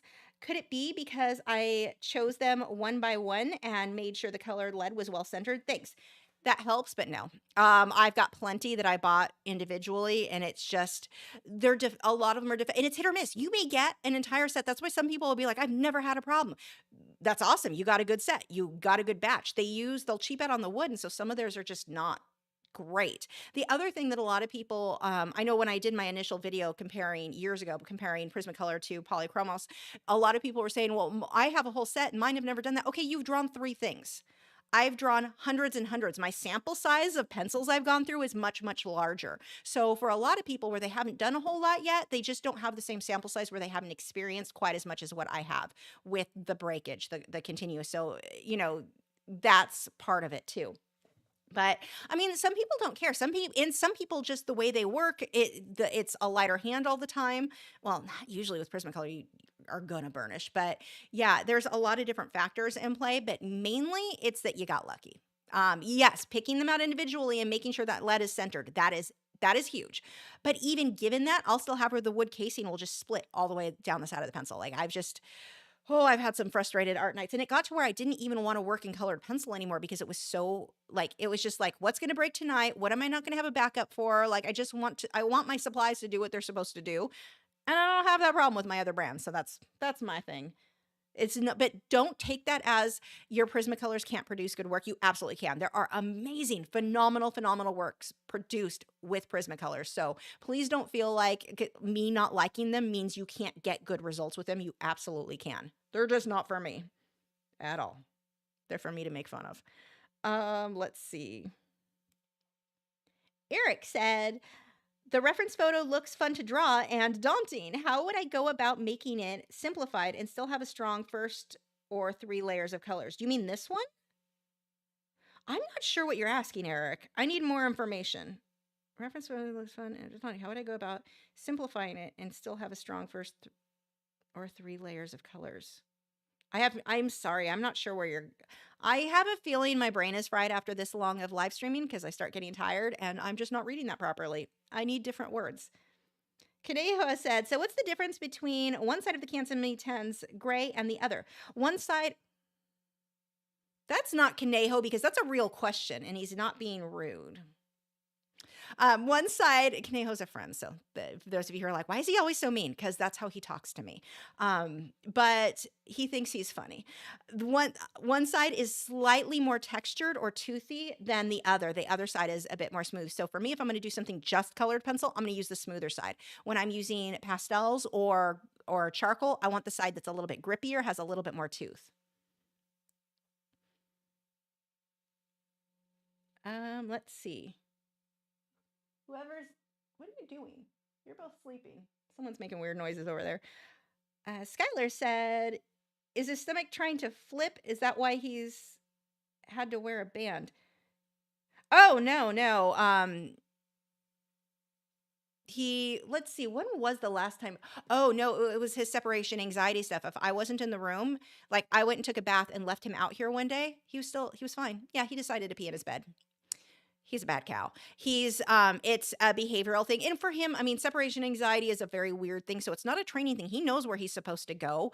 But when anxiety kicks in and he's just like, I'm panicking, I'm going to be a bad cow. So yeah, the belly bands. And he's never gone in a belly band, luckily, but it's kind of just my backup. And I only buy beds where I can wash the inside. The whole thing can come apart and be washed because of him. So yeah, it's not as big of a deal. And I don't have carpet. So it's not as bad as it sounds. Being a clean freak, that's important. Okay, let's see. Angie's Creative Studio said, I'm having to replace my colored pencils. What is a good brand to start back out? Oh, that's a good question. So my top two are my Derwent Lightfast and Polychromos. Either one of those you're going to be happy with. The bigger difference, both are going to be Lightfast. I think there are two Polychromos that I pulled from my set, but either set you're going to be happy with. And Karen Luminance is great too, but those, like my two I find myself just reaching for more, are Derwent Lightfast and Polychromos. So the Polychromos are going to be really good if you like teeny tiny little detail. Polychromos is the pencil for you. If you like looser, like I was able to be a little bit sloppier in my blending here because I know it's going to blend out really smooth with OMS. You want smoother blending, then the Derwent Lightfast is the pencil I go with.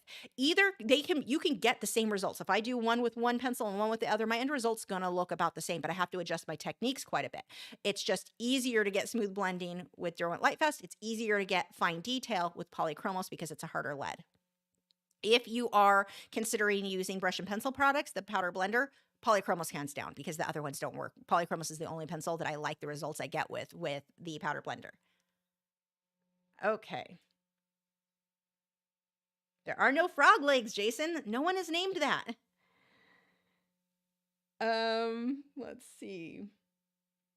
We've got 13 minutes left on the auction because I can math. And what was my next one? Oh, we've got another one coming in. Jack said, did you ever listen to music while Jack asked, do you ever listen to music while working? And if so, what? It depends. I've gone through phases where I wanted to listen to nothing but techno, and then phases where it was screamo, and then emo. And I have phases, Dead Poetic is one of my absolute favorite. I've been so in the mood to listen to them again. They're older. Look them up. Classical is a big one for me. Classical, my two that I go to more often than not lately have either been classical. I love stuff mainly from the Baroque period, and I'm a violinist, so I grew up with that. And like kind of new age isn't really the right term, like Balmaria, Enya. A lot of you will know the name of Enya. I like that style. Not necessarily, I mean, I like Enya, but it's other stuff Balmaria is a good one. Oh, I linked it. If you go to my Twitter, it wouldn't be too far back to link. I linked one of my favorite songs. I just listened to it on end for hours. I can't get enough of it. Actually, if I pull up my YouTube, it's probably there, my YouTube music. Because I listen to it constantly. Something Long, something Ignite. Helen Jane Long is the musician. I cannot get enough of her, but she has a song called Ignite. She played live, and it was faster. It was more upbeat. It makes me like goosebumpy, happy. I want to go draw. So those are my songs. Okay. And Russ, do you think Prismas from the 90s were okay? Oh yeah, they were fine. I still have some from the 90s, and they were fine. They had no problems. But they sold out. Were they Barrel at that time? I forget which company, because they've sold a couple of times, but they sold, and now the company who owns them is like the same company who owns Rubbermaid and a bunch of these other things. They don't care about art. They're not like, they have an art supply arm of their business, but the overall umbrella company gives no craps about producing good art supplies. Whereas if you go to like Faber-Castell, for example, or Derwent, they care about producing stuff that artists want. They care about the artist. They are an art supply company. Prismacolor is like this little teeny tiny baby side company of a very large company that gives no craps. So there's that. They didn't used to be. In the 90s, they were good. Angie's Creative Studio said, what type of acrylic paint? I'm having to replace all of the art supplies due to a total loss of our house due to a fire. Oh, I'm so sorry. That is just such a huge fear of mine. For paint, my favorite paint is the Liquitex, for acrylics, Liquitex Basics. And the cool thing there, they're less expensive, but they're still, I get the light fast colors. The only ones that really aren't light fast are going to be your fluorescent colors, but they're light fast. They just work so well for my techniques. They don't dry as fast. So like I've done the Liquitex soft body. I have quite a few Liquitex soft body, Liquitex heavy body. The heavy body is good if you're doing like a palette knife, thick, chunky paintings, but soft body would be the next like up one stage higher than Liquitex Basics, but they dry too fast. I like them if I'm doing a liquid pouring medium, but for actually painting and the way that I layer and glaze, Liquitex Basics, they don't dry as fast. They work so well for my techniques. And I've had many people over the years suggest, you should try this brand or you should try that brand. They come out, they're too plasticky as they're dry. I don't want my work to be plasticky and acrylics are plastic. I don't want them to be plasticky as I'm painting, because that is really hard to photograph. And my charcoal pencils that I draw, like let's say I did an ocean scene and I painted my background. Now I'm drawing in the fish. If I'm using a paint that's too plasticky, too glossy, like let's say Liquitex Soft Body or any of the other brands like that, the charcoal pencil won't stick. So there's so many things about the Liquitex Basics that they work so much better for my methods, and they are a quality paint. So definitely recommend that. And if you go to my website, some of the links are older. I probably need to go through and see what links are not currently working, but I have a list of the supplies I recommend and that I personally use and like over on my website under like the supply tab. Dalton asked, have you ever made fan art? Yeah, I have. I don't really much anymore because you never know what company is going to decide they're not okay with it, and I don't want to strike on my channel. And it never brought me extra views because people would think, well, if you did more famous people, you'll get more views. Yeah, no, you really don't. So it's just a matter of how you've built your channel up, not because it was a famous person. So at least in my experience, that's what it's been. But I've done a few fan art pieces, and most of them I pulled off my site just because I'm like, do I really want to risk getting a strike on my channel because a company randomly, like Game of Thrones used to encourage fan art. And then they went after some girl who titled something, and she'd never even seen Game of Thrones. She titled something like Winter is Coming, and it was a winter scene. And they went after her. And it was the most ridiculous, like weird thing. And I was like, you know what? I don't trust any of these companies to be okay with fan art, so I really don't do it. The only exception for me might be I want to do a Murloc painting from World of Warcraft. They've always been good with people doing fan art, so that is the only thing I can think of that I want to do coming up. I don't know when I'm going to do it. How's Chicken? Miss seeing him. He is going to definitely have to make an appearance. I'm going to one of these nights, depending on what medium I'm working in. I don't want to have him around OMS or anything. Like maybe if I did a watercolor or Inktense, he could be in here, but or just charcoal would probably be fine. But I plan to bring in his perch and do a chicken cam instead of the hound cam, or maybe swap halfway. When I do the questions, Chicken can hang out with me. I don't think he'll let me art while he's in the room. So yeah, Chicken will certainly be in one of these upcoming streams.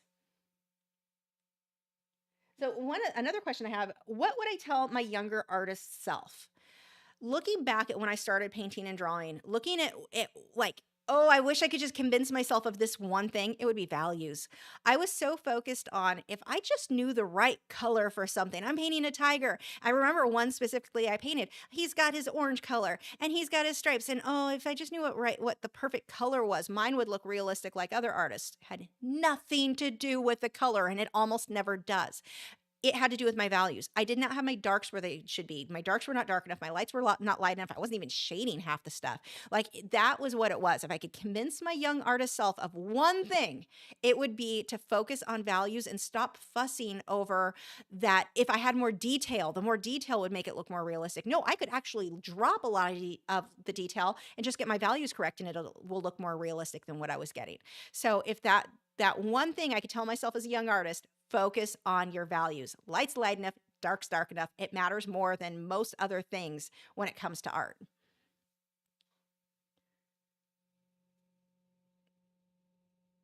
Angela said, thank you for the live streams. I love watching you work and that you answer people's questions. Oh, thank you. Thank you guys for joining. This is fun. I really, really missed these streams. It was fun to make the more edited videos, but I got burnt out really quick because it meant I didn't really have a lot of time for art.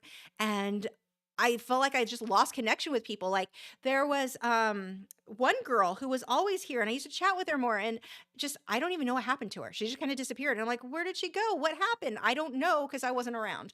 So yeah, I certainly remember that. Yeah, I think I still have Jon Snow up, but I didn't list him with that as a search term. So it's just a portrait drawing lesson. So that's the one that I left up, I think. I don't know if it's still up. It was up. Let's see, where are we at with the auction? How much time do we have on that?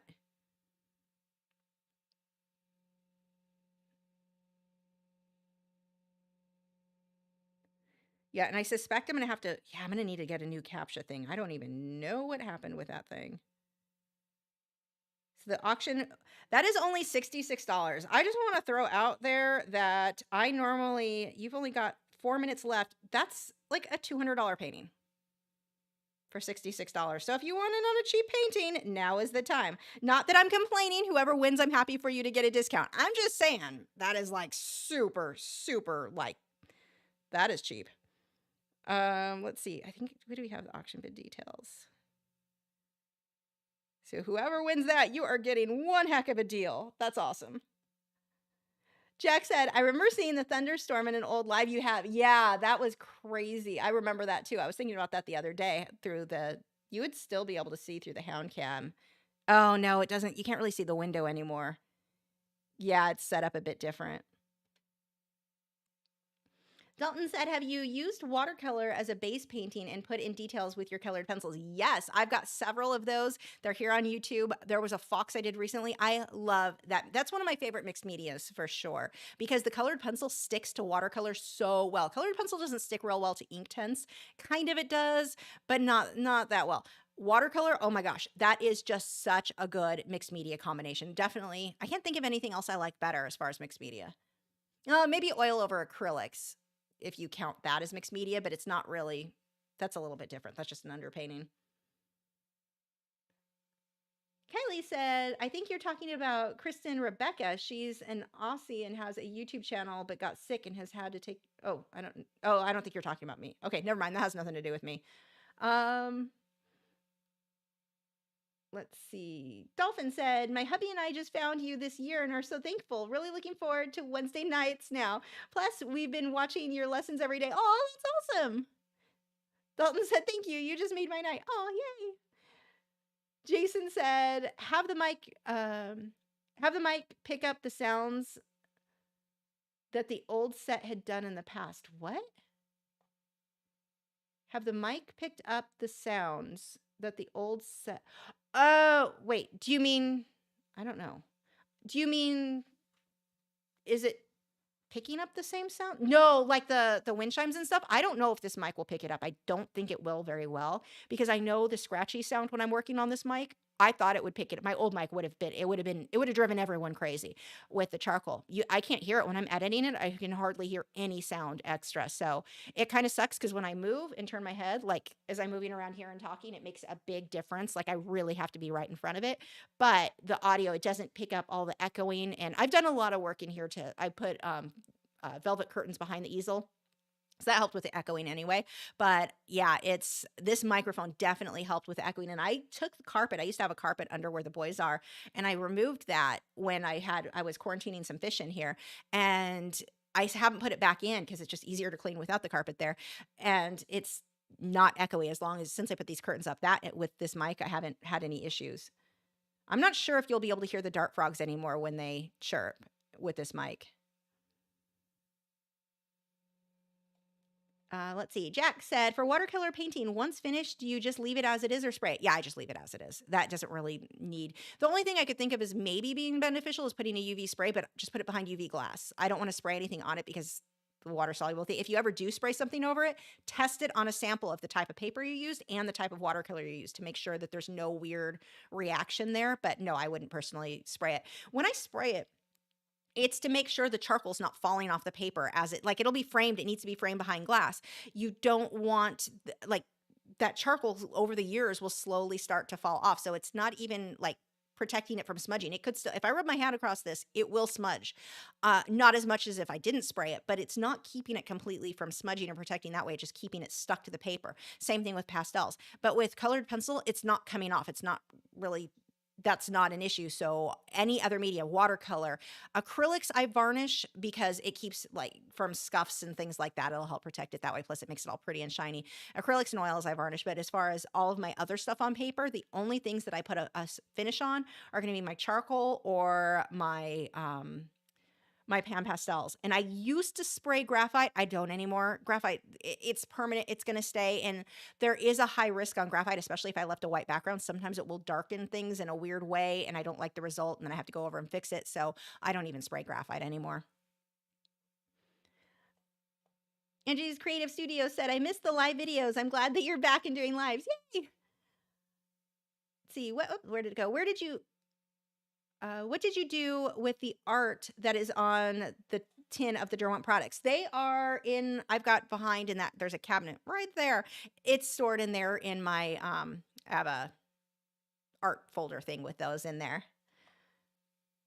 I should frame them and put them in my office. I wasn't sure if Derwent ever wanted them. Apparently they just needed the print, the finished product. They never had me ship them to them. So,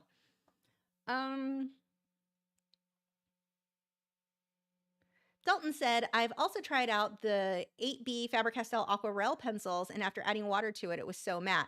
Yeah, those definitely are the water-soluble graphite, super matte. I love those pencils so much. Jason said, good to know. And yeah, Joseph, cool. Okay, I'm not sure what that was. The bid went crazy at the end. Oh, it ended. What are we at? Whoa, it did go crazy at the end. $86 still. Whoever won that, you just got such a good deal. I'm excited for you. Like, holy crap, that's a deal. Who won that? Can I see in the description? Bid details. Oh, I can't see who that is. Wait, let me check the email. I'm gonna look. Come on, load. Oh, that doesn't show me. I'm not gonna see it till it comes in with who won it. I'll have to log in and look. Did Fish Hotel win? Is that who won it? How funny. I have so many of his fish. He finally has one of mine. That's funny. Also, it's kind of exciting. Let's see. Jack said, for watercolors, what would you say are the best names to look for? I have, let's see, I've got a couple. Schminka. I'm saying that wrong, I think. They are my favorite, but I don't have a ton of experience, but they are like known as being one of the best. The other is, let's see. These were given to me by a very kind artist. I still need to use these. Look at how awesome are these. I've got color swatches made, and she made me a little holder last year, and I still haven't used it, with little samples of all these watercolors. And these ones are these crap? I don't remember. Which ones are these? Oh, it says on the back. Here we go. Daniel Smith watercolors are these ones. And it even tells me the details on, like, how have I not used these yet? This is amazing. Super excited. So those are in my future to do a review on, but those are supposed to be really, really good. What did I say? They were Daniel Smith? Yeah, Daniel Smith watercolors. So either of those I think you'd be happy with. I've heard nothing but good about both products. So those were, okay, yeah, Clarified Art, she said it. I didn't know if she wanted it out, who gave them to me, but she made them for me, and she's awesome. So yeah. So Fish Hotel, you don't even need to pay. Just go ahead and put that on my credit for future fish because you know I'll be ordering stuff. Let's see. Yeah, I think I'm gonna like them too. I'm excited. I actually opened that container. I forget what I was painting recently, and I was gonna use them, and then I was like, I don't want to waste them on this project. I need to use them on, like, I want to try like something specifically. I think I was doing watercolor under something else. So I came close to using them and then decided I think I want to do like a just those project. Okay. So that is it for tonight. Polychromos, thanks you for joining. Is that not like I'm making more? We have like this is going to I am decorating more of my little buddies for sure because I'm a dork. That was weirdly fun to make. Also, I have a whole pack of googly eyes. I'm pretty sure I'm just going to go around my house and put googly eyes on freaking everything. So, anyway, thank you guys so much for joining. I will see you next week. We are going to be doing an acrylic painting. I'm going to be doing Northern Lights. So that will be a fun paint along. I'm going to be working on an 8x10 Frederick's watercolor canvas board. They just sent me some new canvases. So yay, thank you, Frederick's. But we will be doing that, and that will be auctioned as well. So it'll be kind of a winter scene. We'll do the trees similar to my other Northern Lights paintings. So that will be next week. I will see you guys next Wednesday, 8 p.m. Central Time. I will be editing all of these down, and these will come up during the week too. Thank you again for joining. Check out if you have saltwater fish. I was going to say Fish Hotel, but yeah, you should check them out too, for sure. But check out humble.fish. Humble.fish. That's the name of their forum. It's a weird forum name. Just Google search Humblefish if you can't find it. But make sure it's the Humblefish forum because this stuff comes up on lesser forums sometimes. Anyway, thank you guys so much for joining. Thank you to the mods, Joseph, and Nick has not been uploading. Joseph has live streams every Monday. We've got Clark Fine Art. She's also got her tons of videos. Links to both of those or to all the mods are in the video description. And I will see you guys next Wednesday. Bye.